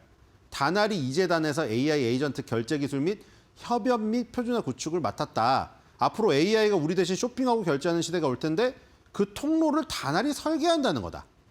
아, 그래서 로열티나 수수료 수익이 어마어마하게 있을 수 있다는 기대감을 심어주기 충분하다. 이거 올려놓으셨고요. 자, 지만 상천내 하필 갤럭시아를 골라서 자, 이분도 이제 결제 관련주로 골랐는데 갤럭시아로 가셨어요. 그래가지고 다날을 놓쳐버렸다. 자, 헐 갑자기 뭐래요? 잠깐 존사의 상천내 드디어 본전. 아, 이분은 이제 드디어 이제 상한가 때문에 본전에 오셨군요. 내일 좀만 더 상승을 해서 이득을 보시길 바라고요. 자, 사랑합니다. 이렇게 고백하신 분도 계시고요. 자, 오늘 마켓마블 코멘트 꼽아보겠습니다. 오늘은 좀 더 달리자 이런 마음에 외치신 것 같은데 원래 대사는 이거 아니죠. 나 돌아갈래잖아요. 그 뉘앙스로 이걸 해보겠습니다. 자, 나 가자!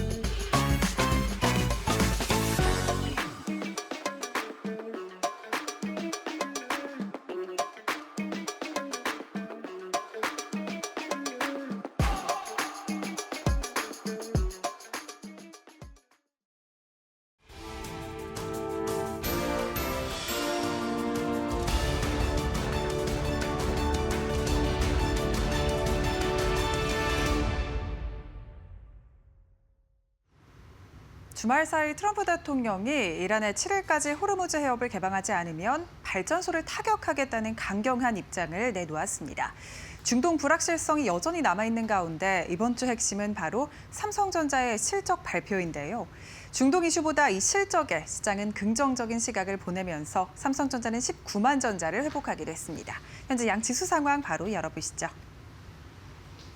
일단 오늘 코스피와 코스닥 현재 시간 기준으로 코스피는 2% 넘게 오르고 있고요. 코스닥은 약보합권 지나갑니다. 11시를 기점으로 코스피는 상승폭을 더 키워가고 있고 코스닥 같은 경우에는 지금 낙폭을 조금씩 회복하고 있는 상황인데요. 일단 지금 중국발 보도에서 이란과 이 중재국들 사이에 45일간의 휴전을 협상하고 있다. 이 협상이 막바지에 들어섰다라는 보도가 나왔습니다. 이에 따라 WTI가 다시 하락세로 전환이 됐고요. 이 영향을 받아서 코스피는 2% 넘게 상승 탄력 더 붙고 있고 5,488포인트 지나가고 있습니다. 코스피 200은 2.36% 가까이 오르면서 오늘 삼성전자의 실적 발표 그리고 WTI의 하락과 같은 호재성 소식들 겹치면서 대형주 위주로 강한 상승세 붙고 있고요. 코스닥도 낙폭을 조금씩 회복하면서 1,060포인트 지나가고 있습니다.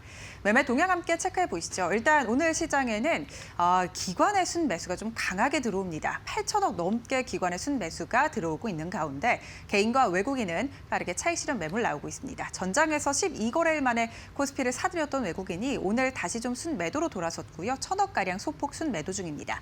개인 같은 경우도 8,600억가량 순매도 중인데요.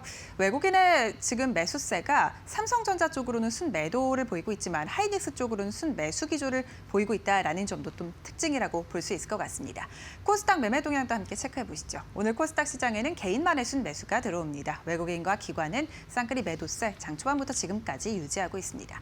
원달러 환율 함께 체크해 볼 텐데요. 오늘 원달러 환율이 1,510원 선을 넘어서며 출발을 했습니다만 지금 WTI 가격이 하락하면서 원달러 환율도 1,505원 선으로 내려왔습니다. 중동발 불안이 계속해서 이어지는 가운데 원달러 환율은 1,500원 선 위에서 계속해서 움직이고 있습니다. 네, 이렇게 오늘 시장 상황 살펴봤는데요. 중요한 투자 뉴스는 어떤 게 있을지 바로 이어서 살펴보시죠. LS 일렉트릭이 최근 북미 지역에서 대규모 초고압 변압기 공급 계약을 수주하며 데이터 센터 인프라 시장 공략에 속도를 내고 있습니다. LS 일렉트릭은 6일 자회사 LS 파워 솔루션이 미국 에너지 인프라 기업과 약 7,026만 달러, 우리 돈으로 약 1,066억 원 규모의 초고압 변압기 공급 계약을 체결했다고 밝혔습니다. LS 파워 솔루션은 이번 계약에 따라 미국 중부 지역에 구축되는 빅테크 데이터 센터의 전력 공급용 마이크로 그리드에 345kV급 초고압 변압기를 공급합니다. 글로벌 빅테크 기업은 AI로 인해 전기료가 오르지 않도록 데이터 센터 전력을 자체 건설한 발전소에서 조달할 예정인데요. 이에 따라 기존 전력망과 연계되지 않고 별도의 마이크로 그리드를 구축해 데이터 센터의 전력 안전성을 높이는 프로젝트가 북미 전역에서 잇따라 추진되고 있습니다. LS 일렉트릭 주가 함께 체크해 볼 텐데요. 이 소식과 함께 장 초반부터 6% 가까운 상승세 이어가고 있고요. 현재 시간 기준으로 81만 7천 원 선 지나가고 있습니다. 마찬가지로 일진전기도 오늘 대규모 공급 계약 소식 전했습니다. 6.9% 가까운 오름세 7만 5,900원 선 지나가고 있고요. 효성중공업도 함께 올라줍니다. 4.26% 가까이 오르면서 266만 9천 원 선 거래되고 있습니다. 다날이 글로벌 에이전틱 AI 재단에 합류한다는 소식에 장중 상한가를 기록했습니다. 다날은 6일 AAIF 합류를 알리면서 글로벌 빅테크와 결제 시스템 구축에 나선다고 밝혔습니다. AAIF는 오픈AI, 구글, 엔스로픽, 또 마이크로소프트, 서클 등 글로벌 빅테크가 활동 중인 거대 컨소시엄인데요. 사용자의 개입 없이 AI가 자율적으로 의사결정을 수행하는 AI 에이전트 서비스는 매년 45.8% 성장해 오는 2034년에는 2,360억 달러 규모에 이를 것으로 예상됩니다. 특히 온라인 쇼핑부터 금융거래까지 전 분야에 걸쳐 결제 네트워크가 연결되고 결제 수단으로 스테이블 코인이 활용될 것으로 예상되며 다날의 역할이 강조되고 있습니다. 다날은 AAIF의 멤버로서 실제 결제 산업 현장의 데이터와 실증 사례를 재단의 오픈 표준 개발에 적극적으로 반영할 예정입니다. 단알 주가 상한가 기록한 이후 현재 시간 기준으로도 이를 유지하고 있습니다. 7,800원 선 지나가고 있고요. 오늘 관련된 결제 서비스 관련주들 일제히 좋습니다. 헥토 파이낸셜도 7.6% 가까이 오르면서 24,750원 선 거래되고 있고요. 카카오페이 주가도 5.43%가량 강세입니다. 55,500원 선 거래되고 있습니다. 테슬라가 올해 1분기 국내 수입차 시장에서 처음으로 분기 기준 판매량 1위를 기록했습니다. 5일 한국 수입 자동차 협회에 따르면 테슬라는 올해 1분기 2만 964대를 판매했는데요. 지난해 같은 기간 대비 판매량이 335% 증가했습니다. BMW, 메르세데스 벤츠가 그 뒤를 이었습니다. 테슬라의 가격 인하에 전기차 보조금 확정이 예년보다 빨라지면서 테슬라의 판매량이 크게 늘어났다는 분석이 나오고 있는데요. 정부 보조금은 통상적으로 3월 전후로 발표되는데 올해는 평소보다 이른 1월 중순에 확정됐습니다. 이에 지난달 수입차 시장에서는 전기차 판매량이 16,249대로 하이브리드 차를 처음으로 앞지르고 연료별 판매 1위를 기록했습니다. 한편 최근 중동 리스크의 고유가가 지속되는 점도 전기차 전환을 가속하고 있습니다. 한국석유공사 유가정보 시스템에 따르면 4월 1일 기준 서울 휘발유 평균 가격은 리터당 1,954원을 기록했습니다. 오늘 2차 전지 관련된 종목들도 함께 살펴보도록 하겠습니다. 주가 바로 열어보시죠. LG 에너지솔루션 4.3% 가까이 오르면서 41만 6천 원 선 지나가고요. 오늘 41만 원 선까지 회복했습니다. 삼성 SDI도 4.45%가량 오르면서 45만 8천 원 선 거래되고 있고요. 마찬가지로 2차 전지주 내 LNF도 2.52%가량 상승하면서 17만 600원 선 거래되고 있습니다. 에코프로 주가도 3% 넘게 오르면서 오늘 2차 전지 전반이 좋은 흐름 가져갑니다.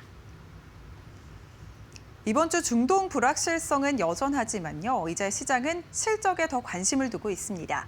실적이 잘 나오거나 잘 나올 종목들에 투자자들은 긍정적인 시각을 보내고 있는데요. 어떤 종목을 어떻게 봐야 하는지 시장에 대한 대응 방안 저희와 함께 이어서 알아보시죠. 오일 가격 급등이 전기차 전환을 가속하는 이유에 대해서 오늘 밝혀드리려고 합니다. 윤석천 경제평론가님과 함께 이야기 나눠보도록 하겠습니다. 어서 오세요. 네, 안녕하십니까? 네, 반갑습니다. 요즘에 기름값이 엄청 올랐더라고요. 얼마나 그렇습니다. 지금 더 오를 건지 네. 다들 걱정입니다. 현황이 어떻습니까? 지금 예. 뭐 세계적으로 사실은 그 이번 오일가의 급등으로 인해 가지고 네. 전기차 전환이 굉장히 가속되고 있다는 흐름들이 사실은 보여요. 유럽 같은 경우는 뭐 거의 2자릿수 이상 성장을 했고요. 우리나라 같은 경우는 말할 필요도 없는데 네. 문제는 이제 미국이죠. 미국이 사실 어떻게 보게 되면은 전기차 어떤 전환이 가장 느린 선진국 중에서는 가장 느린 어떻게 보게 되면 세계적으로 봐도 사실은 그렇습니다. 네. 그런 국가 중에 하나인데 이번 이제 오일가의 급등이 사실은 그 미국의 전기차 전환까지도 좀 가속할 수 있다. 뭐 이런 이제 그 기사들이 굉장히 많이 눈에 띄고 있어요. 네, 네. 그래서 오늘 미국 시장 위주로 해서 살펴볼 텐데 미국의 그 4월 첫째 주 휘발유 전국 평균 가격은 갤런당 4.09달러입니다. 이게 리터로 따지면 한 1,600원 정도 되는 거죠. 네. 우리나라보다는 약간 그래도 싼 편인데 미국에서는 이게 굉장히 비싼 편이죠. 전년에 비해서는 이게 한 33% 정도 상승하는 거니까 네. 미국 소비자들은 굉장히 큰 타격이라고 얘기할 수가 있겠죠. 거기는 뭐 자동차 없이는 살 수 없는 나라니까. 그래서 그런지 이제 지난 시간에도 얘기했지만 그 자동차 그 플랫폼 기업, 정보를 갖다 제공하는 기업이라고 할 수 있는 에드문즈라는 데서 그 전기차를 고려하는 사람의 얼마나 늘었느냐 이 비율을 추적을 했더니 그 비율이 한 24% 정도 급증을 했다라고 그래요. 이게 26년 들어 주간 최고치라고 얘기할 수가 네. 있는 겁니다. 이런 것들이 이제 미국의 전기차 전환을 갖다 가속화시킬 거다. 이런 어떤 합리적인 추론이 가능하다. 이렇게 얘기할 수가 있겠죠. 예, 네. 예.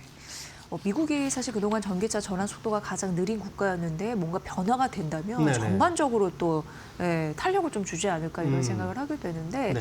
과거에 오일 쇼크라고 명명된 그런 때가 있었잖아요. 예, 예, 예. 그때는 언제가 있었는지 얼마만큼 또 기름값이 올랐는지 네네. 그런 부분 한번 데이터를 정리해봤으면 의미가 있을 것 같습니다. 예, 뭐 20세기는 뭐 차치하고요. 21세기만 들어와도 네. 이 오일 쇼크가 오일 가격이 급등하는 건 어떻게 보면 거의 주기적이라고 얘기할 수가 있겠어요.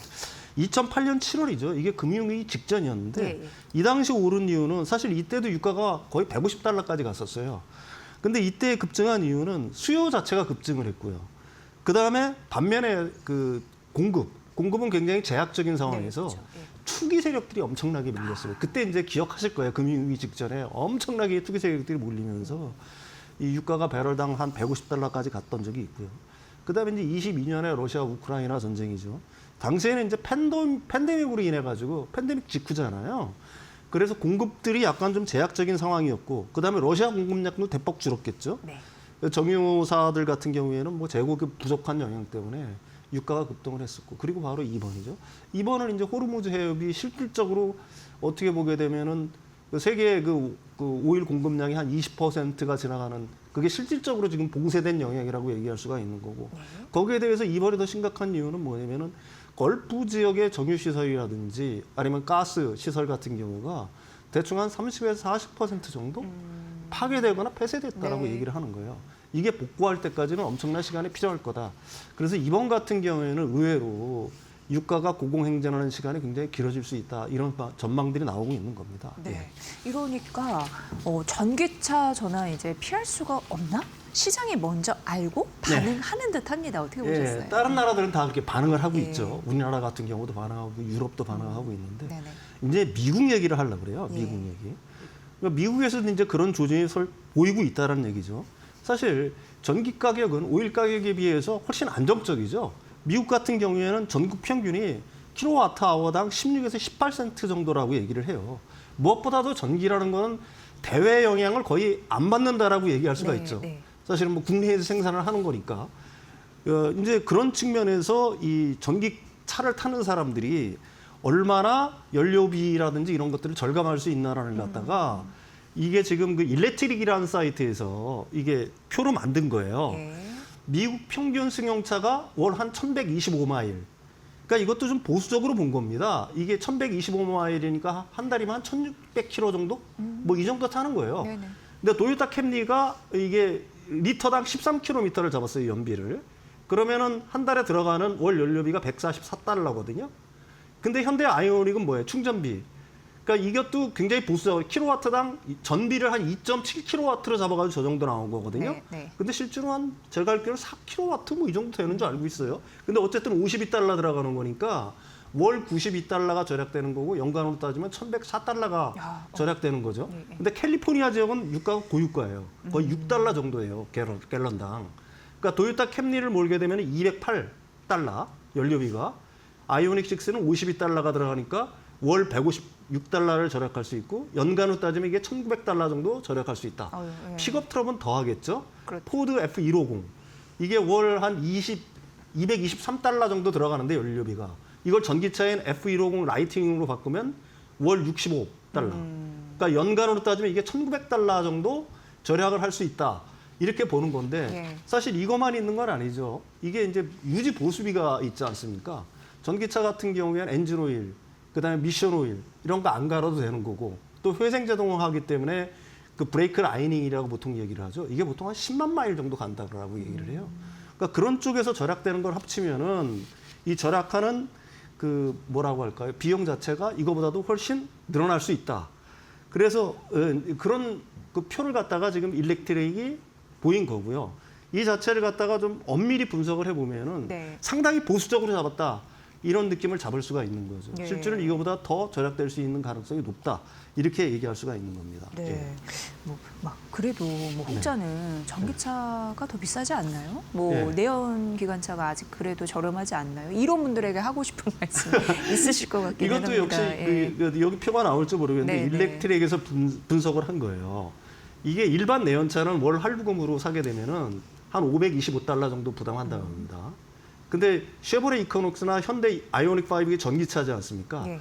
그 전기차를 갖다가 미국인들 어떤 식으로 파냐면 우리나라에도 이렇게 했으면 좋겠어요. 한 달에 한 몇백만 원 정도 내고 계약금으로 한 달에 한 2, 30만 원이면 탈 수 있어요. 40만 원 정도면 탈 수 있어요. 그러면 리스로. 확실히 부담이 주니까. 네, 그래서 그걸 했더니 일반 내연차는 525달러인데 쉐보레 이코녹스는 382달러, 현대 아이오닉 5는 376달러입니다.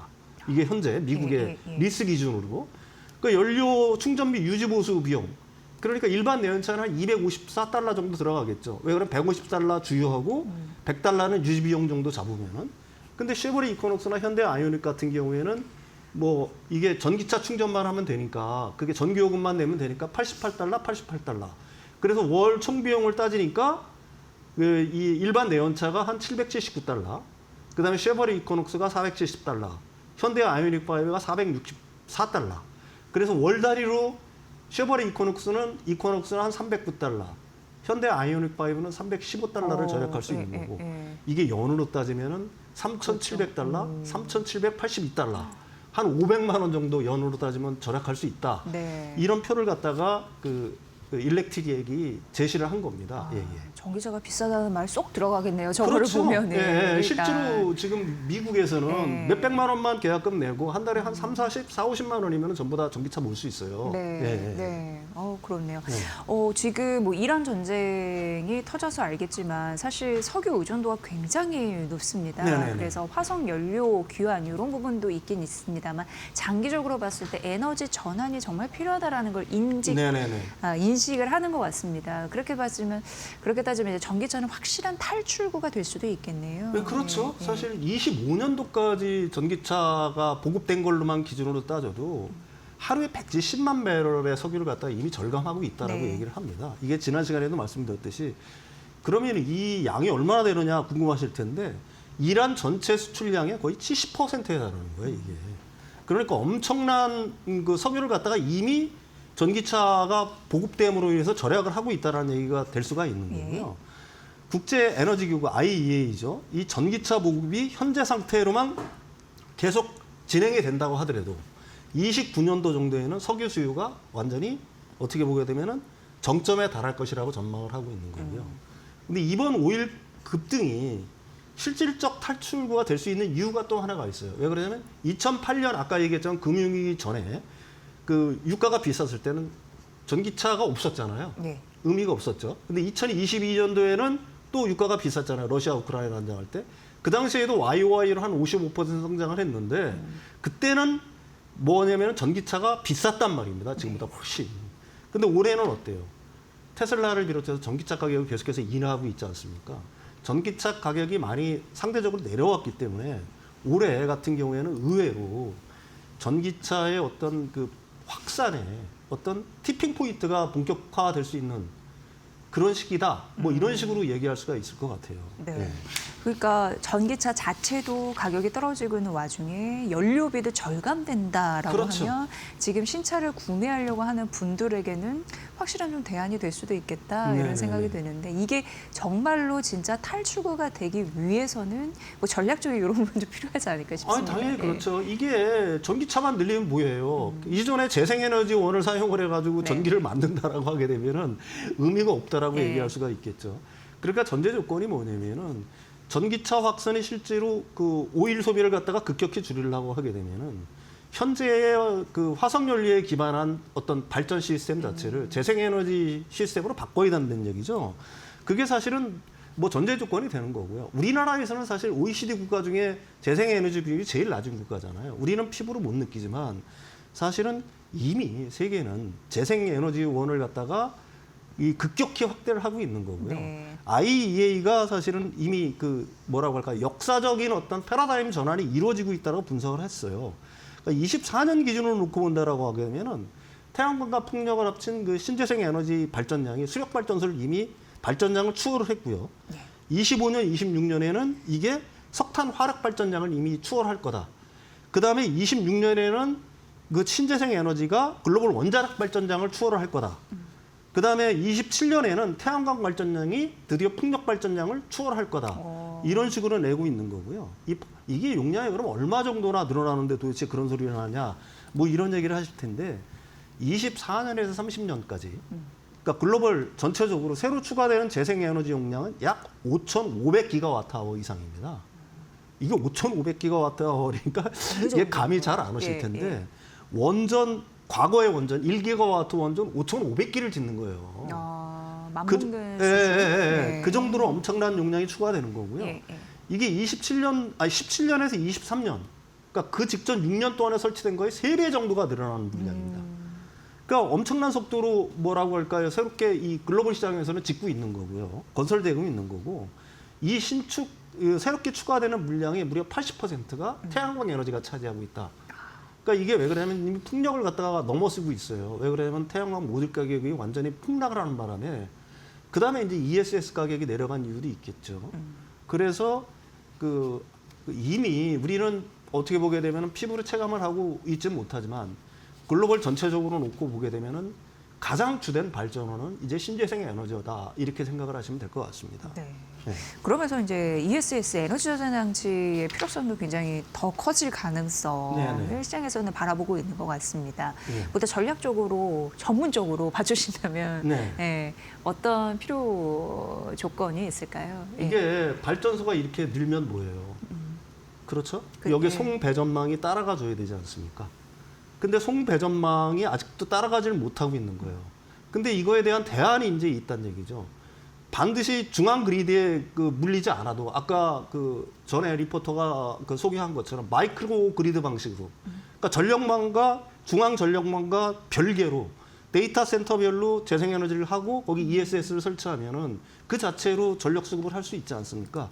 이런 식으로 이제 될 수 있다는 그래서 이제 마이크로 그리드 방식의 어떤 발전소들이 계속해서 생기는 이유가 될 수가 있는 거고요. 네. 가장 중요한 거는 뭐냐면은 국제 에너지 기구는 실제로 사실은 기존에는 이 ESS가 없었을 때 같은 경우에는 이 태양광 에너지라든지 풍력 에너지에서 생산한 에너지를 그냥 버렸어요. 왜 그러냐면 따로 저장할 때가 마땅치 않았으니까 전기가 나오면 안 되거든요. 뒤에서 자세히 설명하겠지만 전기라는 거는 미리 설명을 드리지만 물질이 아닙니다. 가령 물이나 가스 같은 경우는 형태가 있는 물질이잖아요. 그러니까 이거는 저장을 할 수가 있죠, 쉽게. 근데 전기라는 거는 뭐라고 해요? 빛의 속도로 이동하는 에너지 파동이에요. 에너지의 흐름이라고 얘기하시면 돼요. 전자의 이동이라고 생각하시면 되거든요. 네. 과거에는 이걸 저장할 수단이 없었어요. 그러니까 과거의 전력망은 어땠느냐? 공급이 수요를 갖다가 넘쳐나죠. 그러면은 이걸 그냥 남는 전기를 그냥 버리는 수밖에 없었단 말입니다. 그런데 이제 현재는 뭐예요? ESS라는 수단이 있기 때문에 이게 공급이 많아가지고 전기가 너무 많이 생산이 되게 되면 이걸 저장을 했다가 예. 그걸 갖다가 나중에 쓸 수 있는 거죠. 이게 이제 사실 신재생 에너지의 어떤 간헐성 극복이라는 개념인데 신재생 에너지는 낮에는 생산을 많이 하잖아요. 그럴 때 낮에 생산을 많이 할 때 저장을 했다가 저녁에 이제는 생산을 못 하는데 저녁에는 전력 수요가 많잖아요. 전기 수요가. 그때는 공급을 하는 이걸 이제 간헐성이라고 얘기를 하고 있는 거고요. 두 번째, 왜 ESS가 더 필요하냐면 이게 더 사실은 중요할 수가 있습니다. 아까도 얘기했던 것처럼 전기는 공급과 수요가 정확하게 일치를 해야 돼요. 이게 왜 그러냐면은 따로 이제 저장할 데가 없다라는 걸 갖다가 가정을 해놓고 한번 생각을 해봅시다. 우리가 수도관이 있어요. 그러니까 물을 갖다가 따로 저장을 못한다라고 하게 되면 펌프에서 이 펌프가 발전소 역할을 하겠죠. 막 공급을 해요. 근데 이쪽에서 수도꼭지를 안 틀어놓으면 끝단에서 수요처에서 이걸 안 틀어놓으면 어떻게 되겠어요? 물은 계속해서 공급이 되는데 수요가 없으면은 이 뭐라고 할까요? 수도관 자체가 폭발하거나 네. 아니면 이쪽에 발전소에 펌프가 폭발하는 현상이 발생하겠죠. 압력이 커지면서. 그러니까 전기가 똑같은 겁니다. 네. 전기라는 거는 반드시 공급과 수요가 일치가 돼야 돼요. 그래서 이게 어떤 개념이냐면은 공급이 많아져요. 공급이 수요를 능가하게 되면 어떻게 되게 되면은 그 주파수 자체가 우리나라는 60Hz로 고정이 돼 있지 않습니까? 이게 높아지게 되거든요. 높아지면 어떤 현상이 발생하느냐? 송전로가 과열이 되거나 네. 공급이 너무 많이 되면은 아니면 맨 끝단에 소비자 단에 각종 기기들 있지 않습니까? 가령 뭐 냉장고가 과열이 된다거나 아니면 전기 모터가 타버린다거나 하는 현상이 발생을 하는 거고요. 반대로 수요가 너무 많아. 공급은 딸려. 그럼 어떻게 될게요? 발전소의 터빈이 막 돌죠. 그러다가 이거 도저히 안 되겠다. 그러다가 망가지겠다 싶으면 터빈이 멈춰버리는 거예요. 터빈이 멈춰버리면 어떤 현상이 발생하냐? 결국은 블랙아웃이 되는 거거든요. 그래서 기존의 전력망에서는 이걸 초단위로 수요와 공급을 맞춰줘야 되는 거예요. 끊임없이. 이 끊임없이 맞춰주는 작업을 해야 되는 겁니다. 근데 기존의 전력원들은 발전소들은 어떤 단점이 있었느냐? 이걸 초단위로 못 맞춰요. 왜 그러냐면 원전을 갖다가 가동을 갖다가 출력을 줄이는 데는 최소한 며칠이 걸리겠죠. 원전 같은 경우에는. 그렇겠죠? 석탄 발전소 같은 경우도 이 출력을 조정하는데 보통 몇십 분이 걸린다라고 얘기를 합니다. 가장 빠른 게 이제 LNG 발전소인데 그것 수분이 걸린다라고 그래요. 근데 ESS가 설치되면 어떤 현상이 발생할까요? 이거는 0.1초 단위로 수요와 공급을 맞출 수가 있겠죠. 네. 그래서 이 기존 전력망 시장에도 ESS가 설치돼야 되는 이유가 뭐냐면은 이런 어떤 주파수의 안정화에 초점이 있는 거예요. 주파수가 흔들리면은 일반적인 기기들은 큰 문제가 없지만 반도체 팹이라든지 아니면은 첨단 어떤 산업단지 이런 데에는 이 전기의 안정성이 굉장히 중요한 변수가 될 수밖에 없습니다. AI 데이터 센터 역시 마찬가지고. 그래서 이쪽 부분에는 반드시 ESS가 설치가 돼야 되는 거예요. 그래서 ESS는 거듭 말씀드리지만 이 신재생 에너지의 간헐성을 갖다가 극복하기 위해서도 필요한 거지만은 아까도 얘기했지만 주파수 안정을 위해서 전체 전력망에 그러니까 공급과 수요를 일치시킨다는 측면에서 이 앞으로는 필수적인 어떤 장치가 될 수밖에 없는 거고요. 그래서 기존에는 신재생 에너지의 어떤 공급 속도만큼 공급 확대가 이루어지는 속도에 비례해서 ESS가 커지지는 않았어요. 근데 지금은 어때요? 오히려 그 속도에 비례해서 ESS를 설치하지 않으면은 아까도 얘기했지만 주파수 불안정이 생길 수가 있기 때문에 네. 그걸 갖다가 극복하기 위해서는 ESS를 갖다가 끊임없이 설치를 해야 된다. 이게 이제 지금의 어떤 ESS가 앞으로 늘어날 수밖에 없는 이유가 되는 거고요. 거듭 말씀드리지만 이번 오일 위기 때문에 오일 가격이 급등하는 것 때문에 첫 번째 EV의 확산은 불가피한 거고요. 또 신재생 에너지가 더 늘어나겠죠. 우리나라도 이제 열심히 지으려고 하는 거고요. 네. 그러면 그 신재생 에너지에 더해서 아까도 얘기했지만 ESS는 필수적으로 여기에 붙어야 된다. 그래서 오일 위기는 어떻게 보게 되면 2차 전지 배터리 시의 좀 불행한 일이지만 이번 전쟁이 굉장한 어떤 역으로 굉장한 기회가 될 수 있다. 네. 이렇게 결론을 내릴 수가 있을 것 같습니다. 평론가님의 말씀을 이렇게 쭉 들어보니까 다 이해가 되셨을 거라는 생각이 드는데 이제 ESS가 없으면 답이 없는 시대가 그렇죠. 왔고 예. 그러면서 전기차 시대 가속화할 거고 ESS 쪽으로 돈이 몰릴 수밖에 없는 네네네. 투자도 그리고 투자자분들도 이런 생각이 듭니다. 네네. 예, 필수적인 시대 어쨌든 이란 전쟁이 날개를 달아줬다라는 생각 드네요. 윤석전 경제평론가와 오늘 전반적인 미국 시장 한해서 좀 말씀드렸는데 전반적인 시장의 트렌드 확인해봤습니다. 오늘 내용도 너무 유익했습니다. 고맙습니다.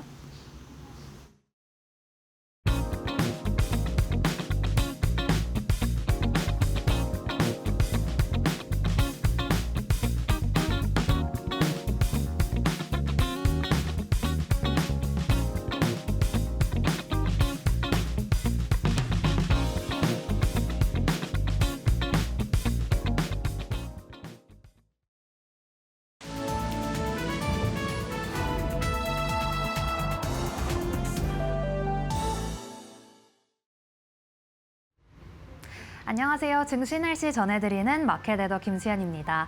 우리 증시 날씨 오늘 화창하게 이번 주에 첫 문을 열었습니다. 트럼프 대통령이 이란과의 협상 기한을 우리나라 시간으로 수요일 오전 9시로 연기한 가운데 지난 미국 뉴욕 증시에서 나온 고용 지표가 예상치를 상회하면서 오늘 코스피가 장중에 5,500선을 회복하기도 했는데요. 오늘은 어떤 업종이 지수를 견인하고 있을까요? 다음 장에서 더 자세하게 살펴보겠습니다. 오늘 시장 안에서는 반도체주가 맑음을 보이며 지수를 견인하고 있습니다. 삼성전자가 내일 잠정 실적 발표를 앞두고 있는 가운데 기대감에 따른 매수세가 유입되고 있고요. 또 단독 뉴스긴 하지만 SK하이닉스가 마이크로소프트 그리고 구글에 D램 장기 공급 계약 체결을 했다는 소식이 들려왔습니다. SK하이닉스 측에 유리한 방향으로 계약이 체결됐다는 소식이 오늘 들려오면서 오늘 삼성전자와 SK하이닉스가 동반 강세를 보이고 있습니다. 계속해서 보시면 오늘 시장 안에서는 전력설비 업종 그리고 전선단까지 오늘 온기가 퍼지고 있습니다. 최근 JP모건에서 나온 연구 보고서에 따르면 향후 10년간 미국에서 노후화된 전력망을 교체하기 위해 약 8,700조 원이 들어갈 것이라는 전망이 나왔습니다. 관련해서 국내에서는 전선 그리고 전력설비 업종이 맑음을 보이고 있고 시장에서는 광통신 업종이 오늘도 맑음을 보이고 있습니다. 최근 중동 리스크에도 불구하고 광통신 업종은 홀로 강세장을 보이기도 했죠. 오늘 시장 안에서도 맑음을 보이고 있는데 AI 시대의 핵심 인프라로 광통신이 떠오르면서 오늘도 광통신 업종 맑음 보이고 있습니다. 시장 안에서는 정유주도 맑음을 보이고 있습니다. 트럼프 대통령의 최후 통첩에 WTI 국제유가가 3% 급등을 보였습니다. 115달러 선에 근접하는 흐름을 보이다 보니 정유주가 오늘 정제마진 정제 마진 개선 기대감을 안고 맑음을 보이고 있습니다. 오늘 스테이블 코인 관련주도 모처럼 폭발적인 시세를 내고 있는데요. 특히 오늘 다날이 한국 기업 최초로 AAIF에 가입했다는 소식 속에 다날의 주가가 상한가로 직행했습니다. 이러한 다날의 시세가 오늘 스테이블 코인 관련 업종에 퍼지면서 오늘 관련된 종목이 맑음을 보이고 있고요. 시장 안에서는 건설주가 오늘도 화창합니다. 중동 리스크가 이어지는 가운데 트럼프 대통령은 계속해서 대대적인 공격을 예고하고 있습니다. 관련해서 재건이라는 키워드가 떠오르며 건설주가 오늘도 오름세를 보이고 있습니다. 이어서 증권가의 리포트도 하나씩 살펴보시죠. 오늘 반도체 투톱에 대한 전망이 장밋빛입니다. 우선 삼성전자 이제 잠정 실적 발표 일정을 하루 앞두고 있죠. 그 가운데 오늘 국내 증권가 여러 곳에서 삼성전자의 영업이익 전망치를 상향 조정했습니다.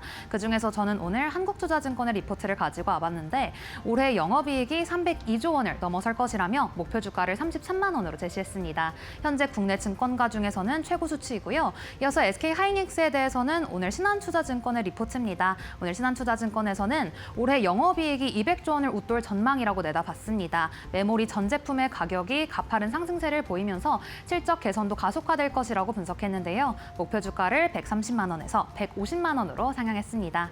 이어서 삼성 E&A입니다. 오늘 삼성 E&A에 대해서는 미래에셋증권이 이 중동 전쟁의 영향은 미미하고 또 삼성전자의 항해의 수조도 견조하다며 목표 주가를 올려잡았습니다. 이어서 특징주도 하나씩 살펴보시죠.